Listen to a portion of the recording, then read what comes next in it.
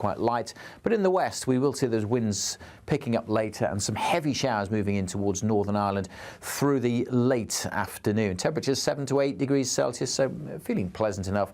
Those temperatures fairly average for the time of year.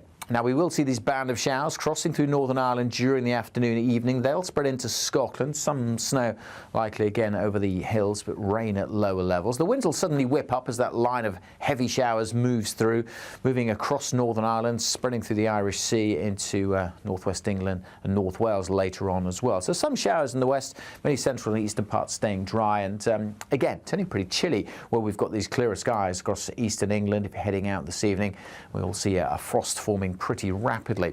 This line of showers becomes quite slow moving as it works across southern Scotland, northern England to Wales. So some heavy downpours, and again the winds suddenly whipping up as that line of storms moves through, fizzling out as it works its way further east. And again, temperatures hovering around freezing, a little below in rural spots. Quite a cold start across East Anglia on Sunday morning. For many, it'll be a dry and a bright start. Still quite a bit of cloud around, some showers early on across the northeast, but then more wet and windy weather swings in from the southwest. This rain could be quite heavy, and the winds will really pick up once more. Met Office yellow warnings in place for that coming in on Sunday. Again, a pretty chilly day across northern and eastern parts, slowly turning milder as it turns wetter and windier. A nice bright morning will generate a lovely warm day, right through to the evening. Boxed Solar, sponsors of weather on GB News.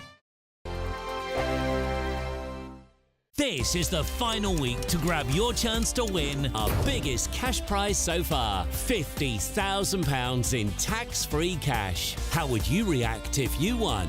We won 25,000. I'd say don't hesitate, do it. If you're not in it, you've got no chance of winning it. Don't miss out as lines close on Friday.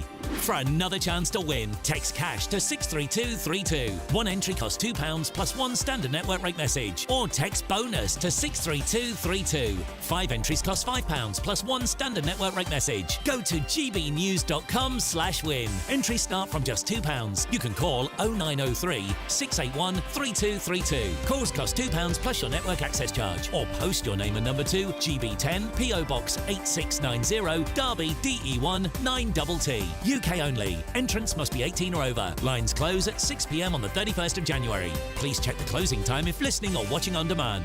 Good luck. Headliners. Tomorrow's papers tonight, every night from 11 p.m. Yeah. We've got the Daily Mail now with the latest in the court case over whether a man is a woman or a man. It's a tough question, and J.K. Rowling has given her opinion. I think I can guess what it is, Cressida. Explosive twist in Australia's What is a Woman trans battle as Harry Potter author J.K. Rowling gets involved. So this is the court case Giggle versus Tickle.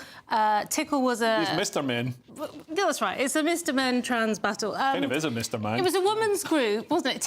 Giggles... Oh, I get it wrong. Giggles for Girls. And Roxy Tickle, who is a trans woman, wanted to join this group and wasn't allowed, was banned for being a biological male, and then sued and amazingly got $10,000 for this, which is already extraordinary to me. Yeah. But it's now doubling down and is going to file a cross appeal seeking to upgrade the judgment. Yeah. So Roxy has come back for another bite of the cherry. And I've had a look at this Roxanne Tickle, the trans woman. Is she pretty?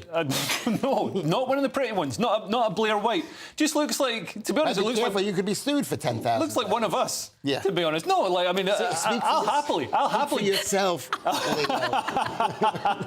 I think it's an absolute. It's a farce, and it's making a mockery of It's not just making a mockery of women's right to have their own spaces. It's making a mockery of genuine trans people who actually put some effort in and look like a woman. What do you mean a genuine trans and also, people? If we don't believe in that. To be fair, if your name was Roxanne, if you were going to transition, you wouldn't pick the name Roxanne Tickle. What? You choose Tess. You Tess. That's a kind of name. No, the truth is that's one of the problems, is you get a choice in the name you're going to choose.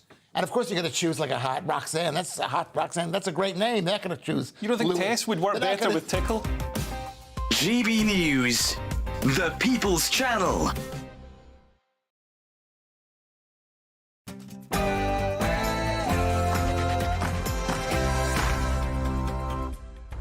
A very good morning to you and happy Saturday. I'm Sophie Reaper alongside the wonderful Adam Cherry for Saturday Morning Live. Good morning, great to have your company this morning, and as always, another action-packed show.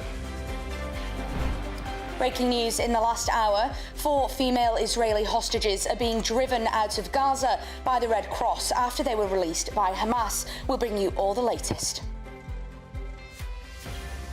And here at home, the National Farmers Union is staging a National Day of Unity in protest at the government's family farm tax. Our reporter Anna Riley is on the ground at Selby Abbey. Yes, we're here in Selby. It's a Labour-held constituency. We've got the Abbey as a beautiful backdrop, and we've got farmers gathering here to spread the message to stop the family farm tax. We'll be speaking to a farmer very soon. And as we kick off 2025, you might be thinking about a wardrobe refresh. Fashionista entrepreneur Melanie Tillett will join us to share her tips and tricks as she's gone viral with the over 50s. And we'll be reflecting on the end of a very busy week stateside following the inauguration of President Trump with journalist Nelson Aspen. We'll also reflect on the upcoming awards season in Hollywood in the aftermath of the LA fires. And we'll be having a little bit of a sushi masterclass in the studio from expert Tomono Davies, who'll be teaching us all about Japanese culture and food. Very excited. Very excited, yes, as always. We'll have all the day's top stories with lifestyle journalist Annette Kello and from former Apprentice star Trey Lowe. Welcome to Saturday Morning Live, here only on GB News.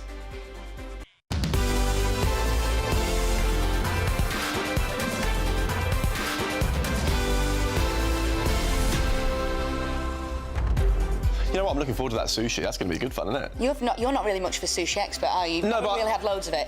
Yeah. I, on the other hand, love my sushi. Yeah, you do love your sushi. My sushi. But we're going to learn how to make it, so by the end of this, I'll be an expert. Pro. Trust me. All it takes is 10 minutes, is all I'm told, you know, then we'll ready to go. I don't know. I think it's much more of an ancient and art than that. Yeah, probably. Don't offend our guest, Adam. No, sorry, apologies. No. It takes more than 10 minutes, but I'm going to give it a go. Well, it's been a very busy week, hasn't it? It's been a very difficult week, very trying week, and we'll be bringing you all the latest on Hamas, on the Southport sentencing, on all of those very difficult stories, but we'll have some more lighter Saturday stories for you as well. Yeah, exactly. Now, good balance here today. Yeah, absolutely. That's a bit of everything. We're going to cover absolutely everything. We've also got showbiz, sport, the lot, so don't go anywhere. We also want to hear from you. We'd love to hear what you think about today's story, so send your views, post your comments to the usual place, gbnews.com/you'll say. But first, we're going to get your latest headlines from the lovely Tatiana Sanchez.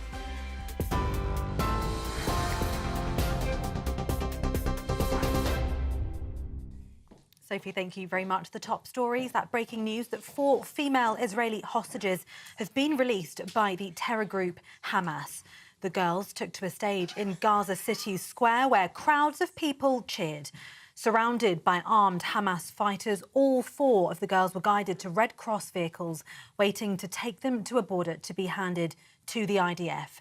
They were all wearing military uniform. The release is in exchange for 200 Palestinian prisoners. This is the second such exchange since a ceasefire began last weekend. That first wave saw 3 Israeli hostages released, including British-Israeli Emily Damari. Elsewhere, heavy rain and strong winds could bring flooding and travel disruption to parts of the UK this weekend after the severe effects of Storm Awen.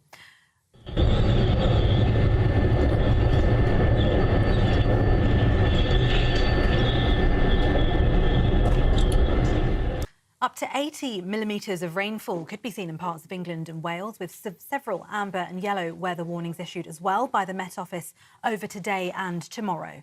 It comes after winds reached 100 miles per hour yesterday as the storm left 1 person dead. He has been named today as Casper Dudek. More than 1 million people have been left without power as well. It's caused significant travel disruption across the UK and in Ireland. Network Rail Scotland said nearly 400 incidents of damage have been found, including more than 120 reports of fallen trees following the storm. And as you've been hearing today, farmers from across the UK are staging a national day of unity as tractors prepare to be in convoy throughout Britain in a bid to protect the sector. It comes as pressures mounting on the government to halt the controversial family farm tax that could see some forced to sell their land to foot the bill. The National Farmers Union warned that many farmers were at breaking point and couldn't afford increased bills. Elsewhere, the US State Department has ordered a freeze on new funding for almost all American foreign development assistance following an executive order issued by Donald Trump. Hours after taking office on Monday, the US president ordered a 90-day pause in US-funded global projects pending a review of their efficiency and to check they're consistent with his foreign policy. Secretary of State Marco Rubio's directive includes funding for emergency food programmes and military aid to Israel and Egypt. However, it remains to be seen whether it'll affect the flow of vital US military assistance to Ukraine to help it fend off Russia's invasion. Around £3 billion in funding for future arms shipments to Ukraine authorised by the US Congress remains, but it's unclear whether Mr Trump will decide to spend it or not. The order has been criticised by humanitarian officials because it didn't exclude life-saving health programmes such as clinics and immunisation programmes. And a former actor who was released from prison in error as part of the early release scheme has been convicted of assaulting his ex-partner the day after he was freed. Jason Hogginson was starred in the 1987 film Empire State, was one of around 1,700 prisoners who walked free on the 10th of September last year as part of the government's plan to ease overcrowding in prisons. But the 53-year-old was one of 37 inmates who were released by mistake when the scheme was rolled out. He was photographed giving a thumbs up as he left HMP Durham after serving half of an 18-month sentence for assaulting his ex-partner and breaching a restraining order. Those are the latest headlines for now. More from me in an hour.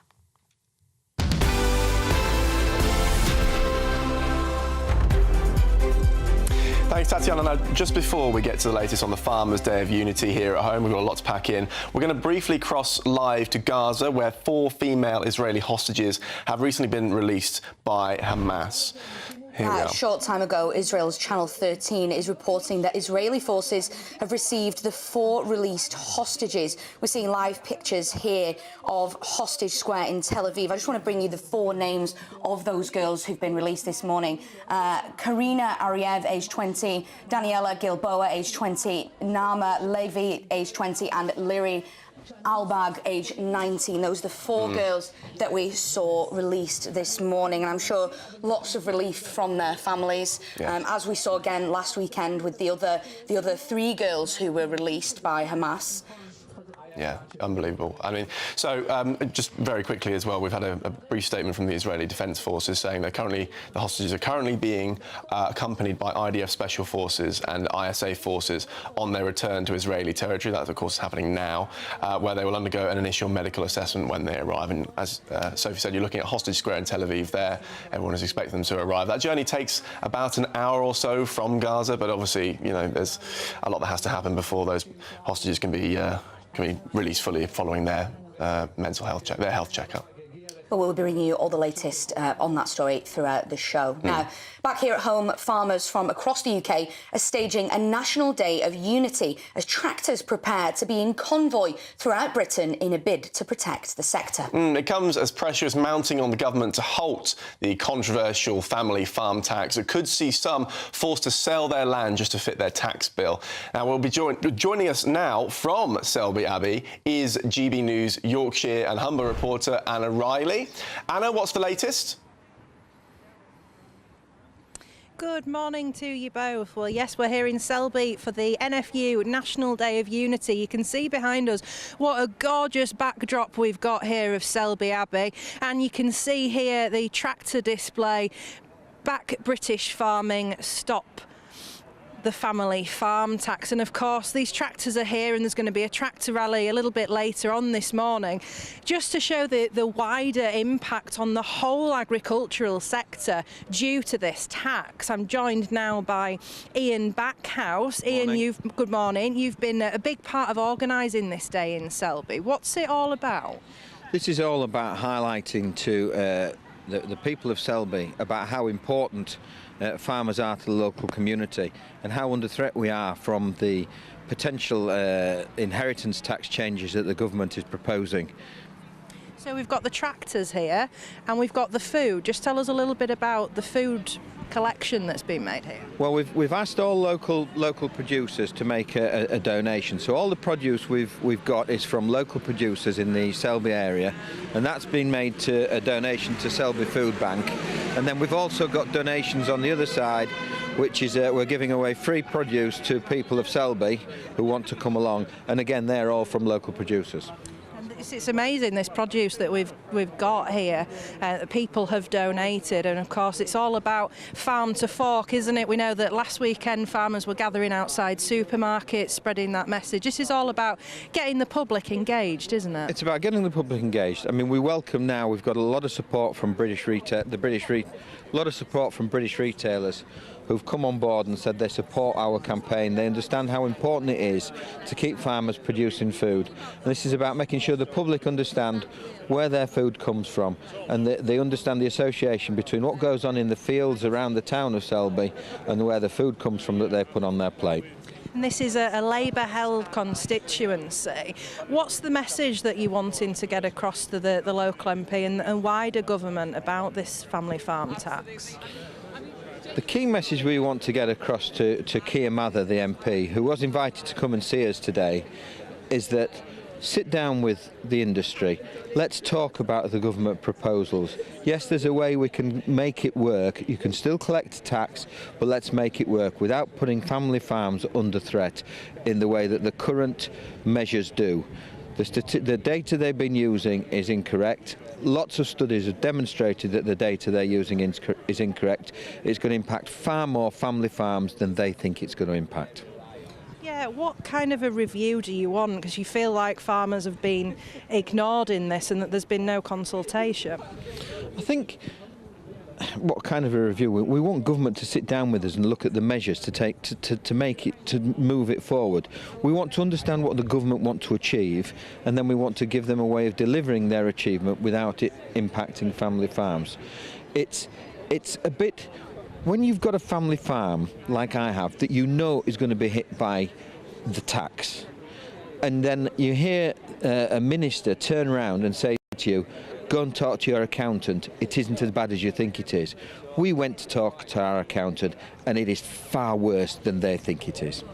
Thank you, Ian. Thank you for speaking to us this morning. Thank you. So, yes, we're here in Selby. We're going to see that tractor rally at around 11 o'clock and the event's wrapping up in the afternoon. But certainly a lot of strength of feeling from farmers here to stop the family farm tax and a lot of engagement with the public as well. We've certainly had a lot of cars tooting the horns in support of farmers this morning. Thank you very much, Anna, for that report. And thank you to your guest, Ian, as well. That was brilliant. So, now, to look through the top stories of the day, we're delighted to be joined by lifestyle journalist Annette Kello and former Apprentice star Trey Lowe. Thank you both for joining us this morning. Good morning, both. How are we doing? Really, really well, Very actually. good. Yeah, brilliant. Good. Shall we get on with... Let's get stuck in. Get stuck in. It. Why not? We're going to start with the front page of The Guardian today, which is looking at the Southport killer, the fight to access his web history. Now, many of our viewers will know that this was my story. It's back up in the northwest, and I was there at the sentencing this week. Very difficult story for me to talk about, but I think it's important that we do. But what I also think is important that we do is that we stop focusing on the killer. Now, what we need to do is remember those 3 little girls, their families, and the other victims whose lives have been changed by this horrific attack. And we can see those gorgeous girls there. Elsie, Bibi and Alice lost their lives 29th of July last year. A very harrowing court case, very difficult story for me in particular.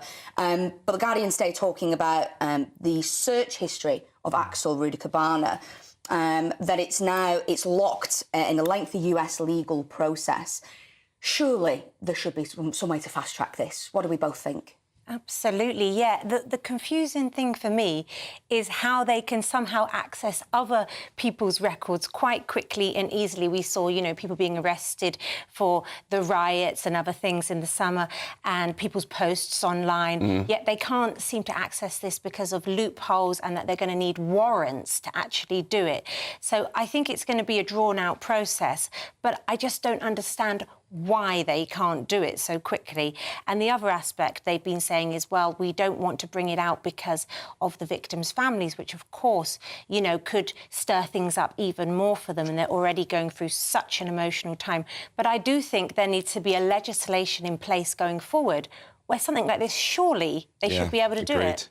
I think especially, I mean, it might be a bit radical what I'm going to say, but I think especially when children are involved, I mean, this is someone who's murdered kids. I think that should override absolutely everything in this instance. Well, we've got the inquiry as well to come out, which is going to look into all these kind of things, the prevent referrals, that kind of thing.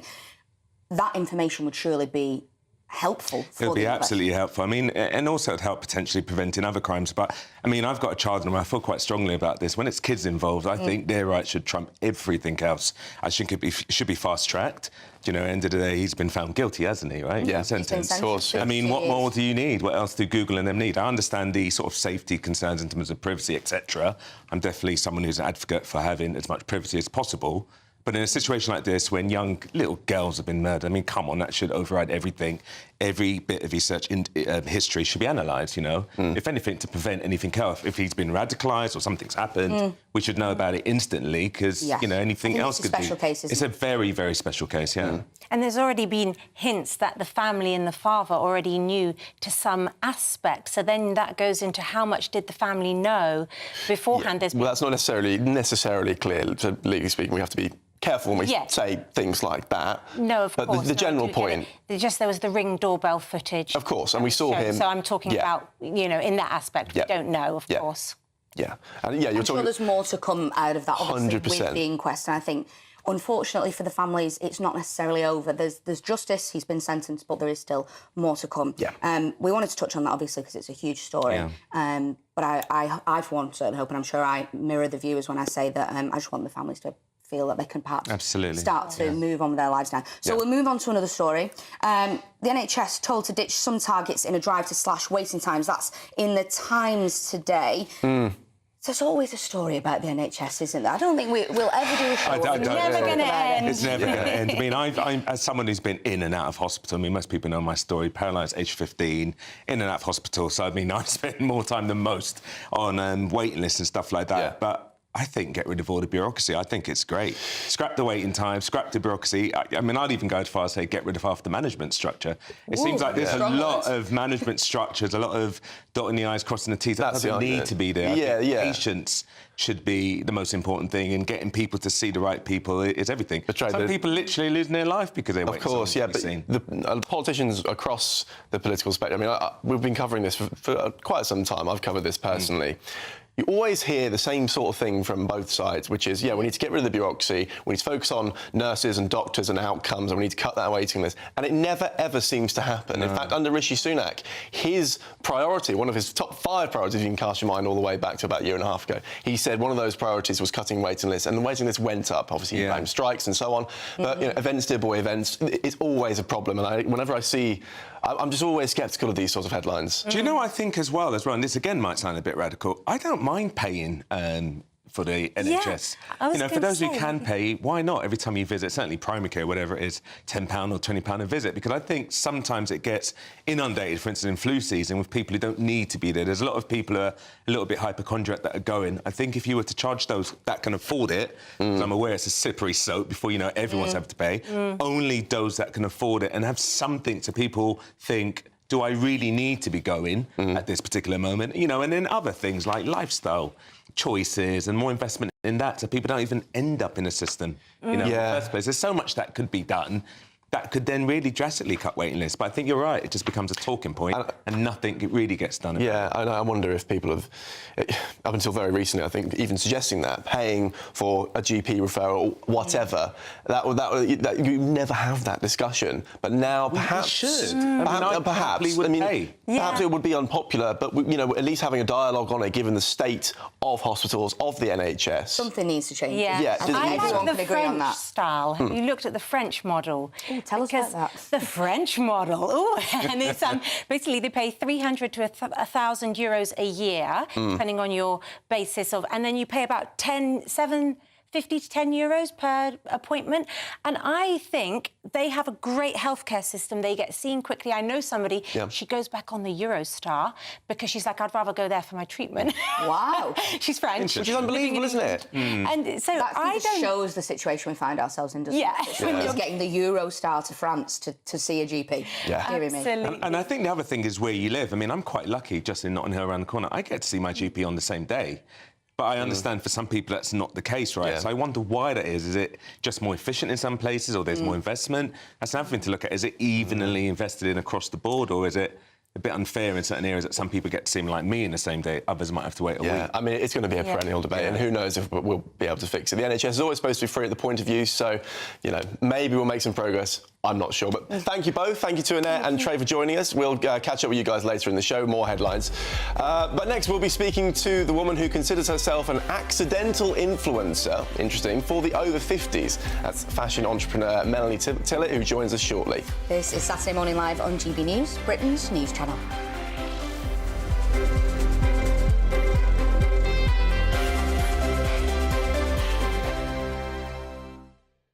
Hi, I'm Michelle Dewberry, and my show is your opportunity to cut through all the noise and dive in headfirst to some robust debates. Ideas clash. Situation, isn't it? Because the failure is... You're deliberately avoiding my point. Nothing's held back. And if you think this is the end of it, wait for more. And we do not shy away from the difficult stuff. Sometimes I want to shake people and say, if only you understood. So join me on Jubes and Kerr weeknights at 6 p.m, only on GB News, Britain's news channel.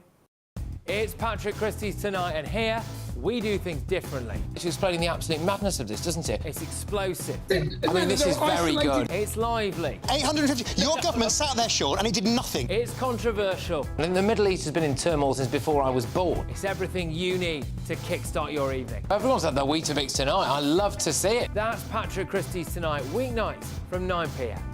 Only on GB News, the People's Channel, Britain's news channel. GB News Breakfast, every day from 6 a.m.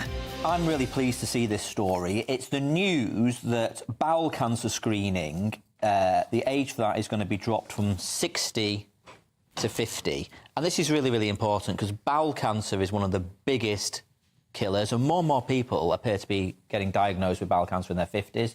Not entirely clear why. And there was an inspirational woman called Deborah James who I actually met when I used to be the Shadow Health Secretary, and I remember meeting her when she had her cancer diagnosis and supporting her campaign, and she sadly passed away a couple of years ago, but it was a phenomenal campaign, and I think did inspire the nation. And this is so important. So people in their 50s are going to be sent these kits in the post. And I suppose my plea is just do not ignore these kits because you can deal with cancer if you catch it early enough. Yeah. So I mean, this is not the most pleasant thing to do, and a lot of us aren't used to it and talking about it and whatever, but it's essential, obviously, to do. Yeah, I mean, absolutely. And the other reason I wanted to sort of flag this is, I mean, we can sometimes make ourselves sort of pretty miserable looking at the newspapers, but this is undoubtedly a good initiative that the government have done this, and that campaigners have persuaded the government to do this. So, look, I just want to plea to everybody watching, if you get one of these kits, use it. And, of course, I think it's really important within that to point out that this would not have helped Deborah, because Deborah was 40 when she died. And what's really important when you see stories like this is to pay attention to what your body is telling you. And if you have symptoms that are weird, it is important to go to your doctor and to talk about them and to take the tests. GB News, the People's Channel.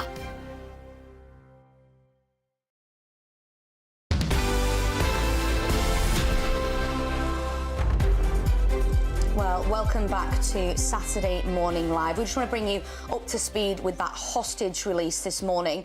An Israeli military spokesperson says Hamas has not abided with ceasefire agreements to release Israeli civilians first. This is Hostage Square you're looking at in Tel Aviv right now. We're going to bring you more as we get it throughout the show. As we heard earlier, those these young Israeli hostages, those soldiers, have been released, but now some updated words coming through. And as we get more throughout the show, as I say, we'll bring you all the latest. It's a developing story. We are expecting as well to see some Palestinian prisoners released later on today. I think about 200 we're expecting to see released. So, as we say, developing story, and we'll be bringing you all the latest on that throughout the show. Now, as we kick off 2025, many of us might be thinking about a bit of a wardrobe refresh, especially if you're over 50 and you feel like the high street doesn't quite cater to you. Indeed. That's where our next guest, Mel Tillett, comes in. She's in the studio with us now.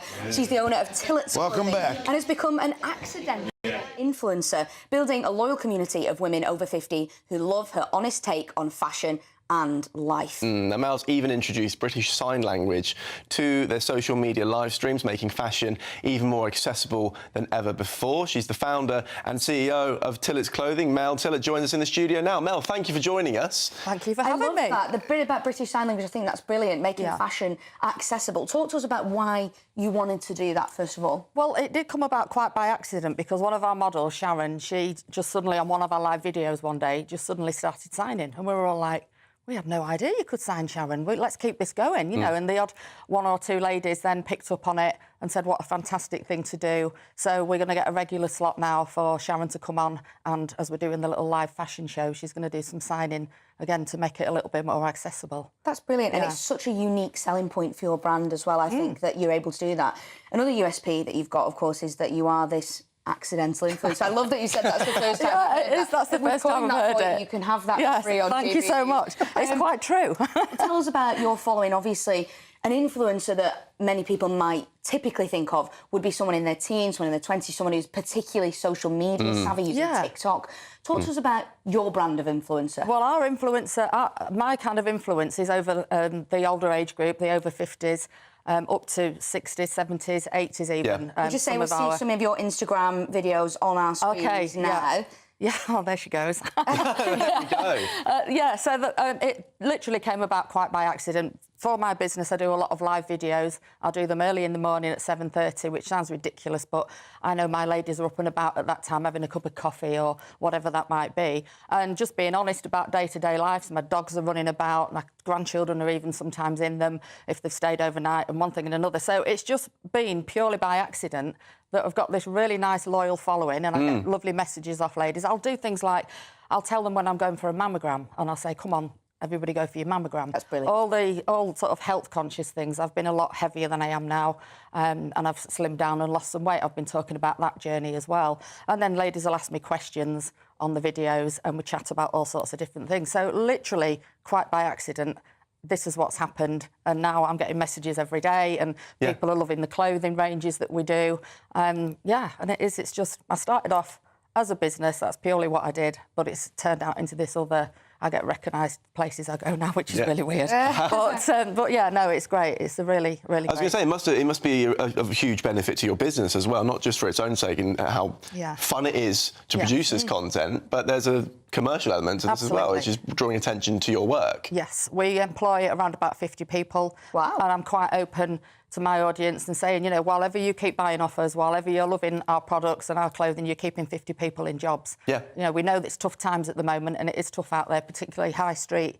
The demise has gone down. My age group are not particularly savvy on online shopping, so we've had to educate them into the ways of the online world, if you like, and we try and make that as simple as possible by having an actual phone line, so you can call up Tillett's and you can talk to somebody, and if they'll process an order online over the telephone for you if you're struggling. So we make the online journey as simple as possible for the older demographic. I love that candid approach to things. And I think as well, we mentioned in the intro there that for many people of that age group and that demographic, they might not feel that what these online retailers are selling is necessarily targeted towards them. And obviously Tillett's, I think, when we're seeing these videos here, perhaps are more tailored towards that generation, that demographic. How important was it to you to be able to create a brand that women of that age group can buy and feel confident and comfortable in? That's it. 2 words there, absolutely 2 of my mantra words, if you like. Confidence, comfortable and complimented. I love that.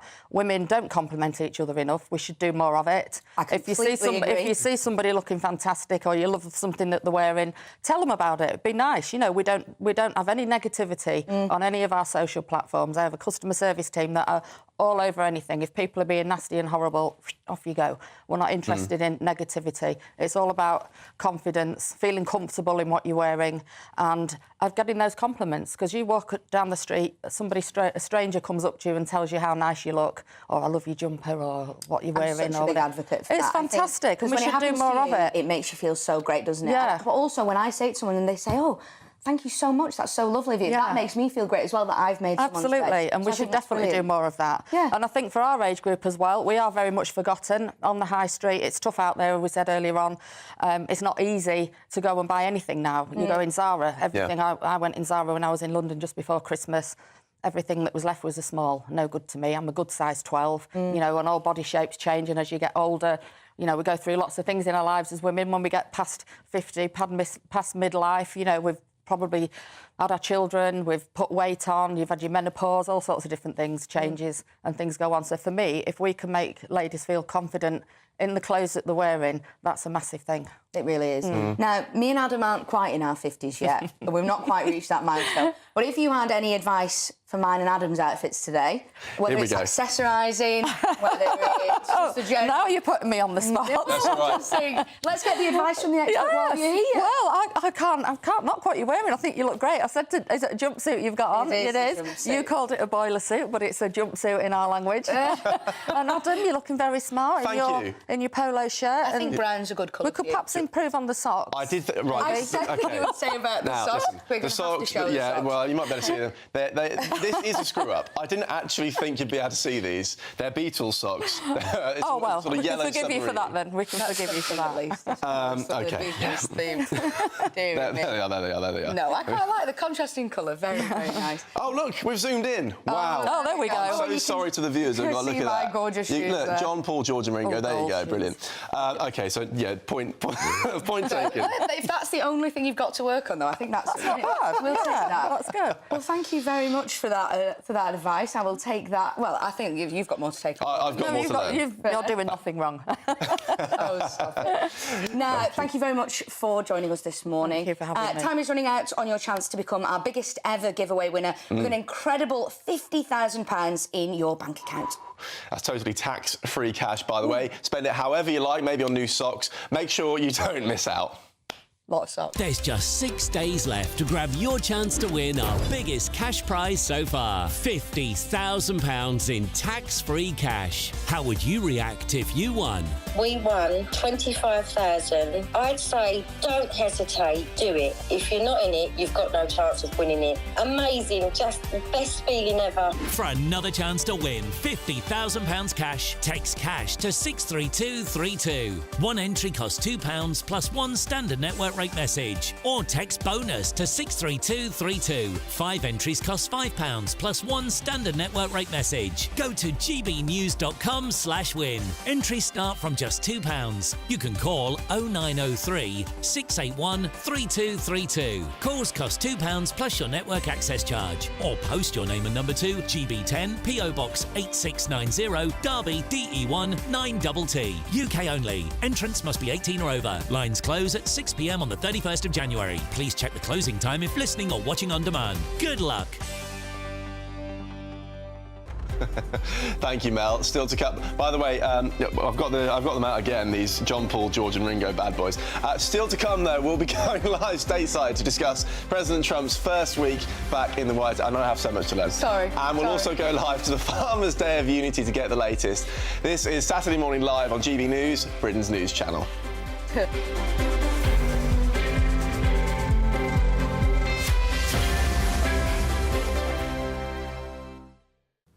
Morning, welcome to your latest weather update from the Met Office here on GB News. A much calmer day today, with many places dry and bright. So a few heavy showers in the west later on, and it's a bit of a cold start. Could be a bit icy out there on some of the roads as well. There's a few wintry showers across Scotland and Northern Ireland. They'll tend to fade away. Still very windy across the far north of Scotland, but storm Awen continues to pull away and the winds ease down. For many, it's a fine day with sunny spells and the winds quite light. But in the west, we will see those winds picking up later and some heavy showers moving in towards Northern Ireland through the late afternoon. Temperatures 7 to 8 degrees Celsius, so feeling pleasant enough. Those temperatures fairly average for the time of year. Now, we will see these band of showers crossing through Northern Ireland during the afternoon and evening. They'll spread into Scotland. Some snow likely again over the hills, but rain at lower levels. The winds will suddenly whip up as that line of heavy showers moves through, moving across Northern Ireland, spreading through the Irish Sea into northwest England and North Wales later on as well. So some showers in the west, many central and eastern parts staying dry, and again, turning pretty chilly where we've got these clearer skies across eastern England. If you're heading out this evening, we'll see a frost forming pretty rapidly. This line of showers becomes quite slow moving as it works across southern Scotland, northern England to Wales. So some heavy downpours, and again the winds suddenly whipping up as that line of storms moves through, fizzling out as it works its way further east. And again, temperatures hovering around freezing, a little below in rural spots. Quite a cold start across East Anglia on Sunday morning. For many, it'll be a dry and a bright start. Still quite a bit of cloud around, some showers early on across the northeast, but then more wet and windy weather swings in from the southwest. This rain could be quite heavy, and the winds will really pick up once more. Met Office yellow warnings in place for that coming in on Sunday. Again, a pretty chilly day across northern and eastern parts, slowly turning milder as it turns wetter and windier. Mornings don't have to be tiresome, especially if you have the right company. Wake up to news as it happens, opinion and debate, and of course, a little bit of entertainment too. Because when the kettle's on, we're on. That's Breakfast on GB News, a show worth waking up for. Every morning from 6 a.m. Only on the People's Channel, Britain's news channel. We'll spread the news, you spread the word.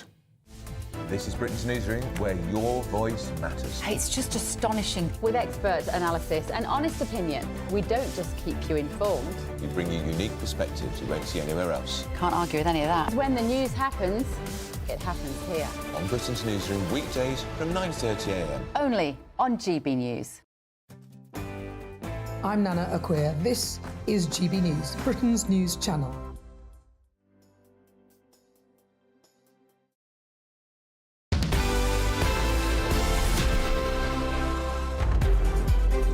Welcome back. It has been a very busy week stateside as President Trump was inaugurated in Washington, D.C.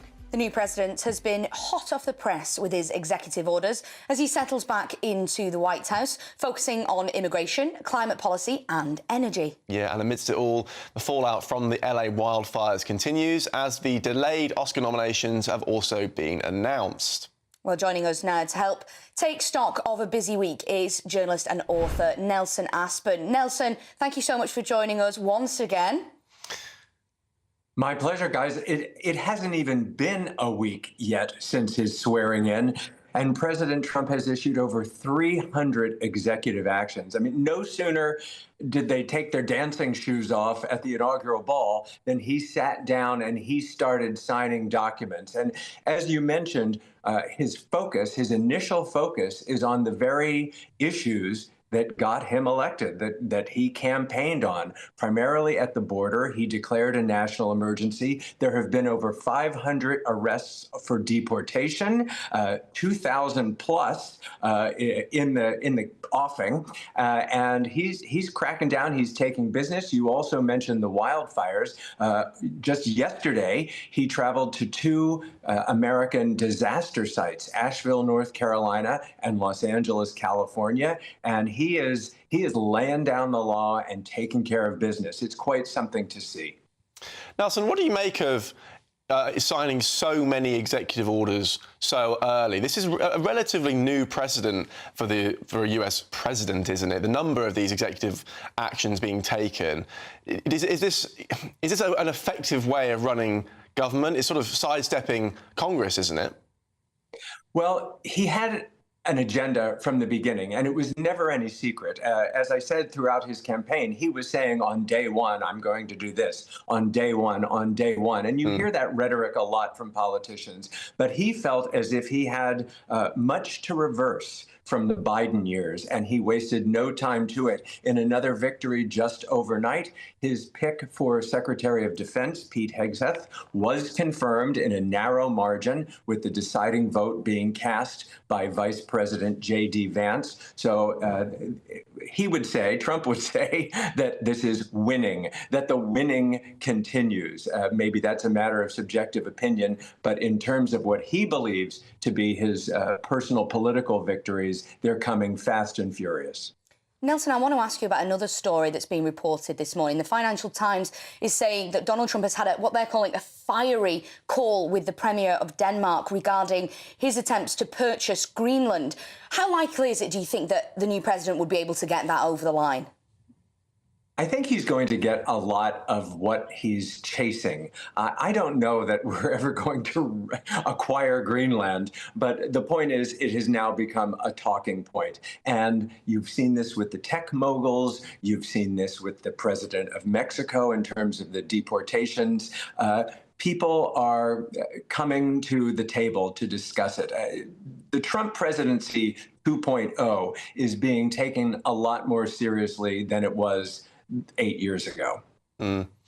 It does feel like there's been a sea change in the public mood towards Trump, as you say, in the last 8 years, and certainly since the assassination attempt as well. Now, we've got a very special guest in the studio joining us, and Nelson, now, because we have Mike Osmond, Donald Trump impersonator, joining us here. The president himself has joined us in the studio. Welcome, Mr. President. Thank you for joining us. Well, thank you so much. Good morning, and good morning, Nelson. Good morning, Adam and Sophie. What a pleasure to be on this wonderful show on GB News. What a station, what a station. Now, only the best guests on GB News. Absolutely. Of course. I'm surprised you're here, Mr. President. You know, you've had, it's week one. I mean, how was your I managed to do it because I came over on Air Force One, and what a beautiful plane, by the way. But, you know, you talked about the assassination attempts. Nelson, you mentioned that earlier. You know, I survived 2 assassination attempts, two. And the first one at Butler, Pennsylvania, it nicked my right ear, and I looked up at that beautiful chart. And, you know, I went to the hospital, Adam, and the doctor and the surgeon said, Mr. President, you have the greatest ear. The greatest ear, the most wonderful ear I think I've ever seen. They did. And they said because of that, we're able to graft a piece of pigskin onto your ear, a piece of pigskin. And that's what they did. And do you know what, Sophie? People say to me, do you get any side effects? And I say, only when the mobile phone rings, I get a little bit of crackling, in my ear. Very good. And somebody said, how long will the side effects last? I said, probably 2 weeks. So good. Unbelievable. Mr. President, thank you so much for joining us I this really morning. appreciate that. We'll have to have a little bit of a gear change now, though. We want to bring you up to speed with the hostage release. Israeli Prime Minister Benjamin Netanyahu won't allow Gazans return to the north until the hostage dispute has been resolved. So, again, you're looking at footage from Hostage Square in Tel Aviv, and we will be bringing you more as we get it throughout the show. This is obviously a developing story moving very quickly. OK. Well, thank you to both of our guests, Nelson and, of course, US President Donald Trump, otherwise known as Mike. Still to come, we'll be getting a sushi masterclass live in the studio. Cannot wait. Yes, I haven't eaten yet, so I'm very much looking forward to that. But first, if you are in search of some winter sun, I think we all are, here is the forecast for some of the top European holiday destinations. I forecast a perfect holiday in the sun. Weather looking good then? For sure, and no worries about our travel insurance. All Clear Travel Insurance sponsors GB News Travel Destinations forecast. More showers to come across Cyprus this weekend, although it does look dry out by Monday. There's more wet weather to come across parts of Spain and Portugal too. There are those showers clearing by Monday. Plenty of fine and sunny weather over the central Mediterranean. Good-looking day on Sunday across Sicily and Sardinia. Some sunshine for the Balearics, but more rain heading into southern Spain and Portugal. Plenty of sunshine in the Canaries this weekend, and things are warming up into the mid-20s on Monday in Tenerife. All Clear Travel Insurance sponsors GB News Travel Destinations forecast.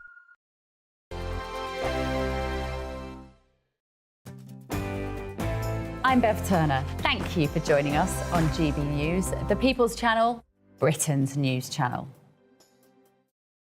We're proud to be GB News, the People's Channel. And as you know, we always love to hear your views. Now, there's a new way of getting in touch with us at gbnews.com/your-say. By commenting, you can be part of a live conversation and join our GB News community. You can even talk to me, Bev Turner, or any of the members of the GB News family. I'm Jacob Rees-Mogg, and this is GB News, Britain's news channel. GB News Breakfast, every day from 6 a.m. It's the body image thing that concerns me. It's young girls watching Love Island and really skinny girls and young boys hit the gym after this. Yeah, exactly. I mean, they're seeing perfect bodies on the screen. You don't need to go in the gym, Maymoon. You look gorgeous as you are, love. I know. You see, the reason I don't enter anything like that, Kerry, is you know you're gonna win. Exactly. And it's not fair. It's not fair, I think, on everybody else being there. It's not fair. No. But, Kerry, what do you think about the body image thing? You know, when you talk about your daughter, is that something that you'd worry about, her comparing herself to the likes of what she sees on the screen? Now, this is where there's a conflict of interest for me because I've been brought up in this industry since I was 17, so it's massively affected me. I mean, when you're put on the front cover of magazines after having a baby with a stretch mark in the circle of shame, you know, it does do a psychological effect on you. I think a lot of celebrities who have been around for so many years as I have been affected by that. But everyone has to bear in mind, I've had my children. I'm in my 40s. I feel I'm entitled to have my tweaks and try and improve on what I think are going down south and health and safety, tripping over any things that I don't want to be tripping over anymore. But I definitely do believe, I mean, majority of the young girls that go on Love Island, they all have the same big lips, the same big eyelashes, all the butt implants, and the belly in their 20s. You know, it's if you go to the airport now, I remember going to the airport and I looked around and all the girls looked exactly the same. GB News, the People's Channel. In the GB Newsroom, we bring you the news as it happens. With our team of dedicated journalists across the UK, we're ready to keep you up to date with what's happening every half an hour, every single day. Bulletins here on GB News, the People's Channel, Britain's news channel. I'm Andrew Pearce. This is GB News, the People's Channel, Britain's news channel.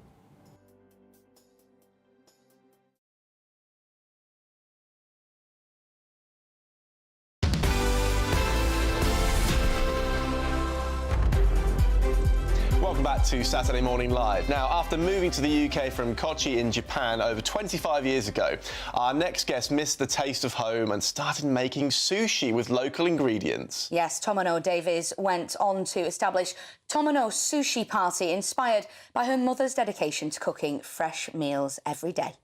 Now, while sushi is usually enjoyed in restaurants in Japan, Tomono is showing that anyone can create it at home. So here we go. She's already taught over 500 people and is now bringing her passion to even more people. So she joins us now in the studio to give us one of her sushi masterclasses. Very excited for this, Tomono. Welcome to the programme. I mean, if we're on the wide shot, so we can see how fabulous this whole setup looks. First of all, we're a little bit nervous. We're certainly not pros. I love eating sushi, but certainly not making it. As long as you follow my instruction, it should be that easy. OK, great. That's what we like to hear.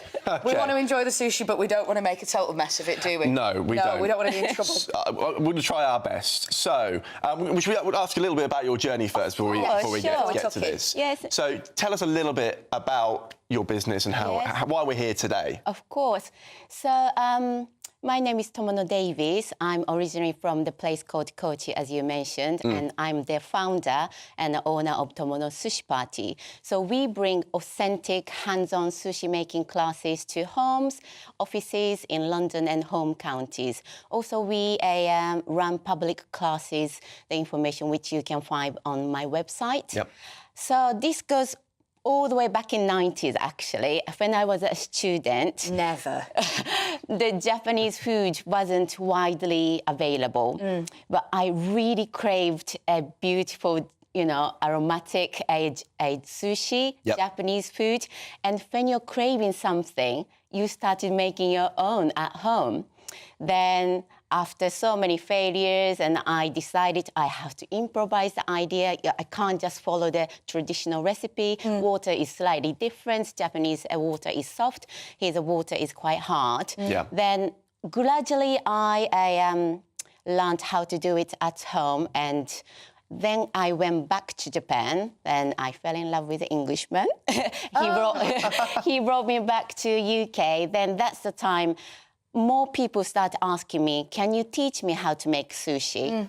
Okay, well, it just started with word of mouth. Then when I was made redundant from the full-time job in London in 2019, that was a time with a little bit encouragement from friends and family, I made it as a business. And here we are today. Yeah, then I'm on the national TV. Yeah, shall we get into it? I want to make sure time, and as novices, we may need a bit longer. Of course. So I brought a pre-made sushi. So my class is normally 60 to 90 minutes, depending on the size of class. But so we have got a here's one we made earlier situation. Yeah. So this is what we're aiming for. We're going to try our best. We're going to try our best. Today I'm going to show you the most easiest one called temari sushi. So have a look. Here we go. Okay. So here's your pot. Would you like to open that for me? Oh, wow. So on the top, you got all the filling. So we got the trout, caviar, avocado, red pepper, sashimi grade salmon, a bit of sweet corn, cucumber, smoked salmon, and cooked prawn. Sashimi salmon is my favourite, I have to say. I love that. Right, Okay. yes, good. No pressure. Right, so firstly, shall we start making the cooked prawn temari? Yes. Let's do it. Okay. Let's do it. I hope you're not too squeamish. No. Yeah. Okay. So if you could pick up one slice of cooked prawn, can you find that? And place that right in the centre of the cling film. Make sure the red part is facing down and the white is facing up. Got it. Okay. That's right. Already disrupted my... Oh, come on, Sophie. That's all right. That's all right. It doesn't matter. Then on the bottom, so here is a cooked sushi rice. I've already cooked and seasoned it at home this morning. Lovely. Right? And keep the teaspoon always in the water because rice is quite sticky. So to prevent from the rice a spoon to get sticky and dirty, always keep it in the water. Okay. So in this way, it should be you do this clean. first before I tuck in. Yeah. Okay. About 15 to 20 grams of the sushi rice goes on top of the cooked prawn. Okay. There we go. And keep that. We're going to give it a go. Here we go. Oh, good. Oh, my stomach's actually rumbling. I don't know if you can hear that. Maybe the smell. It'd be a bit embarrassing. Okay. That's why you're doing perfectly. Oh, come on. I'm pretty pleased with that. Yeah. Oh no. That's fine. That's fine. Right, we'll do a bit I'm so glad Adam's this closer. So that is about 15 grams there, Adam. So this is about 25 grams. Oh, I've gone. I'm hungry. Oh, so that's is that right? Yeah, you've done well. Because the sushi, it's a finger food, and unless you have a mouth like this, you want to make it dainty, small sushi. You can have it one go. Okay? Right. So you've done well. So now I'd like to pick up the top left of the cling film. This is where I've caused trouble here. And the bottom right. Basically diagonally. Yeah. And the bottom left.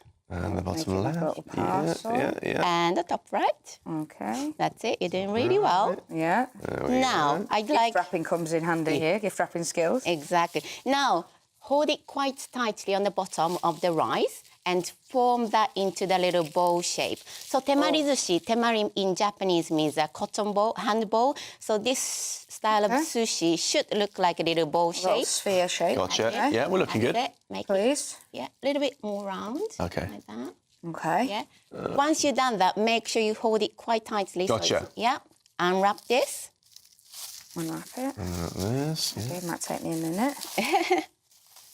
And temari sushi is done. And it's done. And we're going to get... Now, I'm conscious that we're aware of... We're running out of time a little bit, so we all have to taste this one now. Right, so I brought the finest soy sauce, in my opinion, today. And soy sauce is just the best thing. Hold on. Would you like some soy sauce, Adam?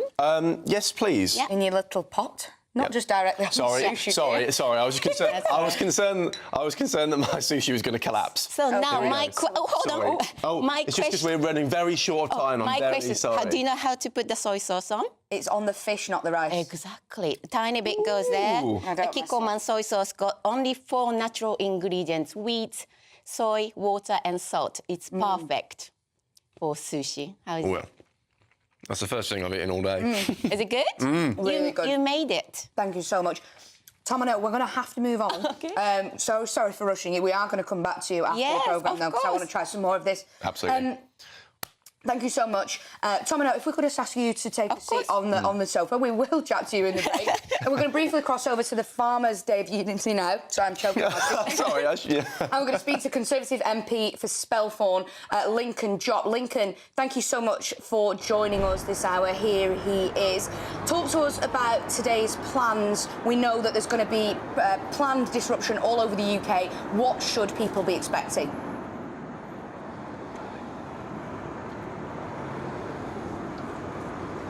I'm not sure that Lincoln can actually hear us after all of that.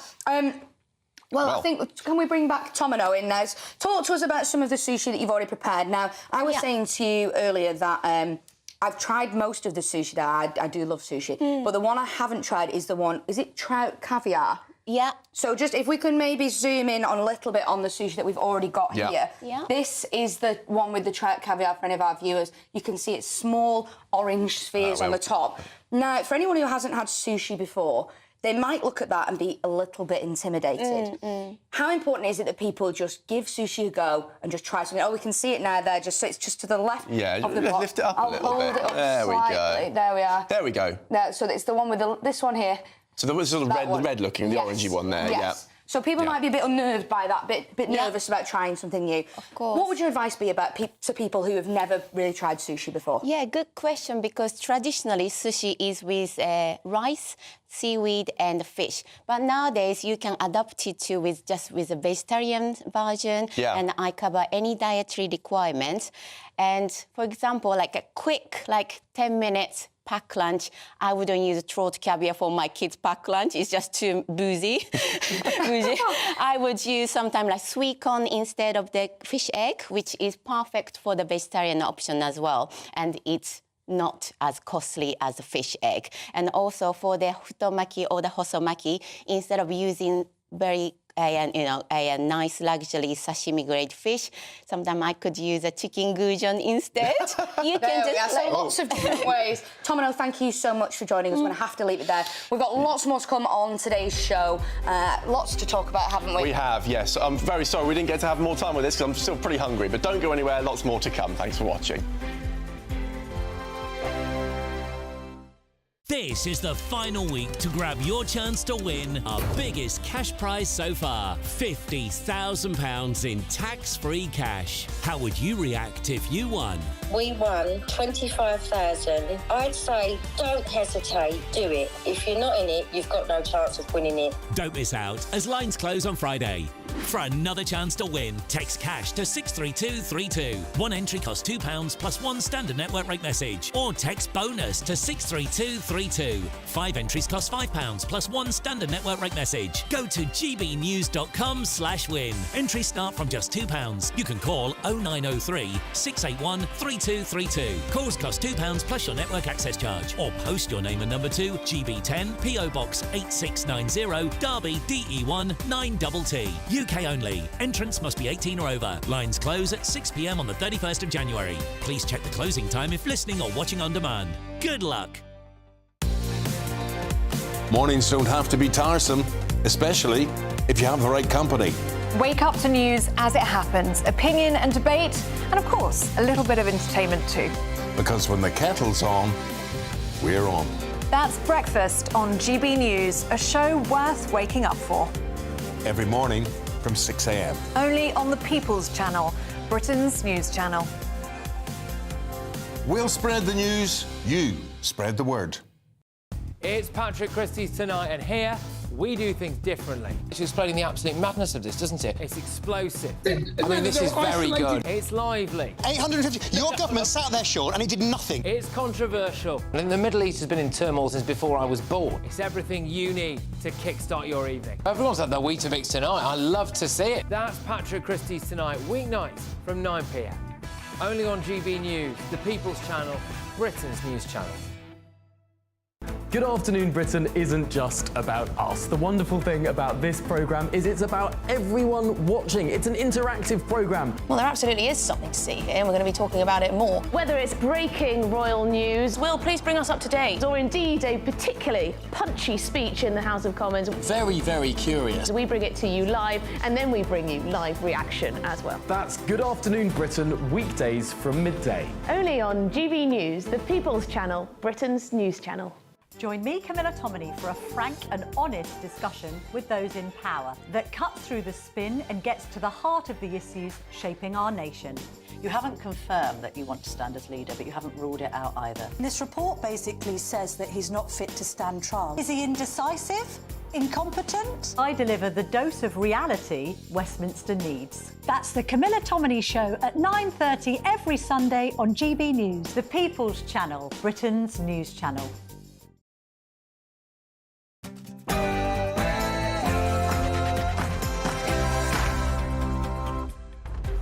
Very good morning to you. I'm Adam Cherry alongside Sophie Reaper, and this is Saturday Morning Live. Indeed, it is. It's great to have your company this morning, and we've got an absolutely action-packed show, haven't we, Adam? We certainly have. Yes. We've got a lot to get through in the next hour.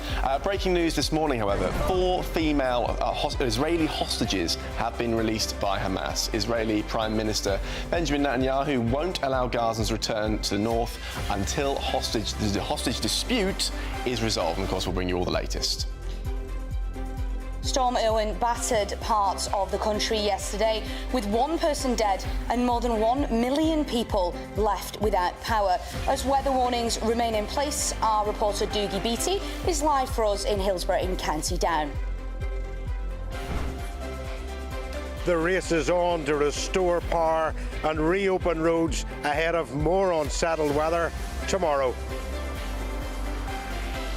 And Novak Djokovic has pulled out of the Australian Open and was booed off the court. Sports journalist Aidan McGee will join us, and he'll also look ahead to this weekend's football fixtures. Hollywood's award season looms on the horizon, and British stars are firmly in the running. We'll be joined by showbiz journalist Libby Ayres to look through the nominees.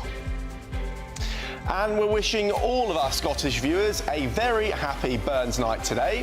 What better way to celebrate than by enjoying a dram of whiskey? From sushi to whiskey. Sushi to whiskey in an hour. Not a usual combination, but never mind. We'll be trying out a selection with an expert live here in the studio. And we have all of the day's top stories with lifestyle journalist Annette Kello and former Apprentice star Trey Lowe. There they are, ready to go. Welcome to Saturday Morning Live, only on GB News.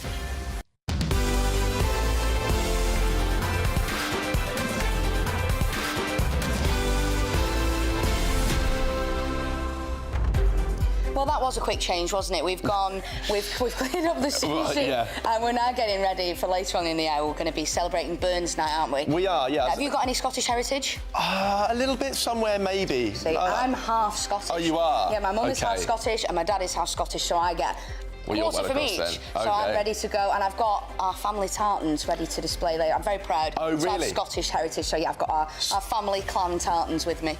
Haggis? Do you like haggis?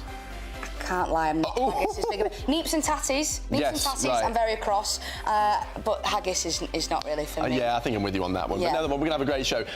Whiskey, I'm really looking forward to. That's going to be. We'll try. We're going to be sensible. It's a good job I'm getting the train back to the northwest, isn't it? There we go. But let us know what your thoughts are. Have you got any Scottish heritage? What are your thoughts on haggis, neeps and tatties? We want to hear from you. You can let us know about that and all of our stories today by visiting gbnews.com/your say. Of course. But before we do anything else, Tatiana Sanchez has all your news headlines.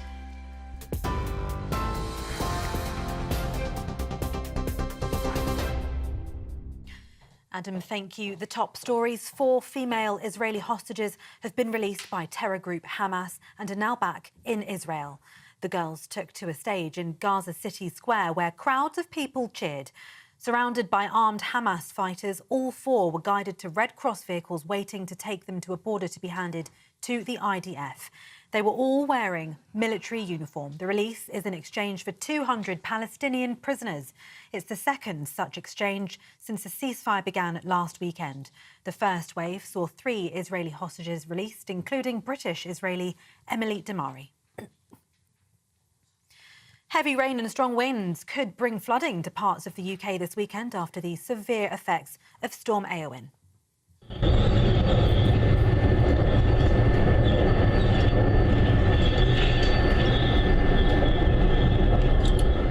Up to 80 millimetres of rainfall could be seen in parts of England and Wales, with several amber and yellow warnings issued by the Met Office over today and tomorrow. It comes after winds reached 100 miles per hour yesterday as the storm left 1 person dead. He's been named today as Casper Dudek. More than 1 million people have been left without power. It's caused significant travel disruption across the UK and Ireland. Network Rail Scotland said nearly 400 incidents of damage have been found, including more than 120 reports of fallen trees. Today, though, Network Rail gave an update saying most of its network is now up and running. Farmers from across the UK are staging a National Day of Unity as tractors prepare to be in convoy throughout Britain in a bid to protect the sector. It comes as pressures mounting on the government to halt the controversial family farm tax that could see some forced to sell their land to foot the bill. The National Farmers Union warned that many farmers were at breaking point and couldn't afford increased bills. Elsewhere, a former actor who was released from prison in error as part of the early release scheme has been convicted of assaulting his ex-partner the day after he was freed. Jason Hogginson, who starred in the 1987 film Empire State, was one of around 1,700 prisoners who walked free on the 10th of September last year as part of the government's plan to ease overcrowding.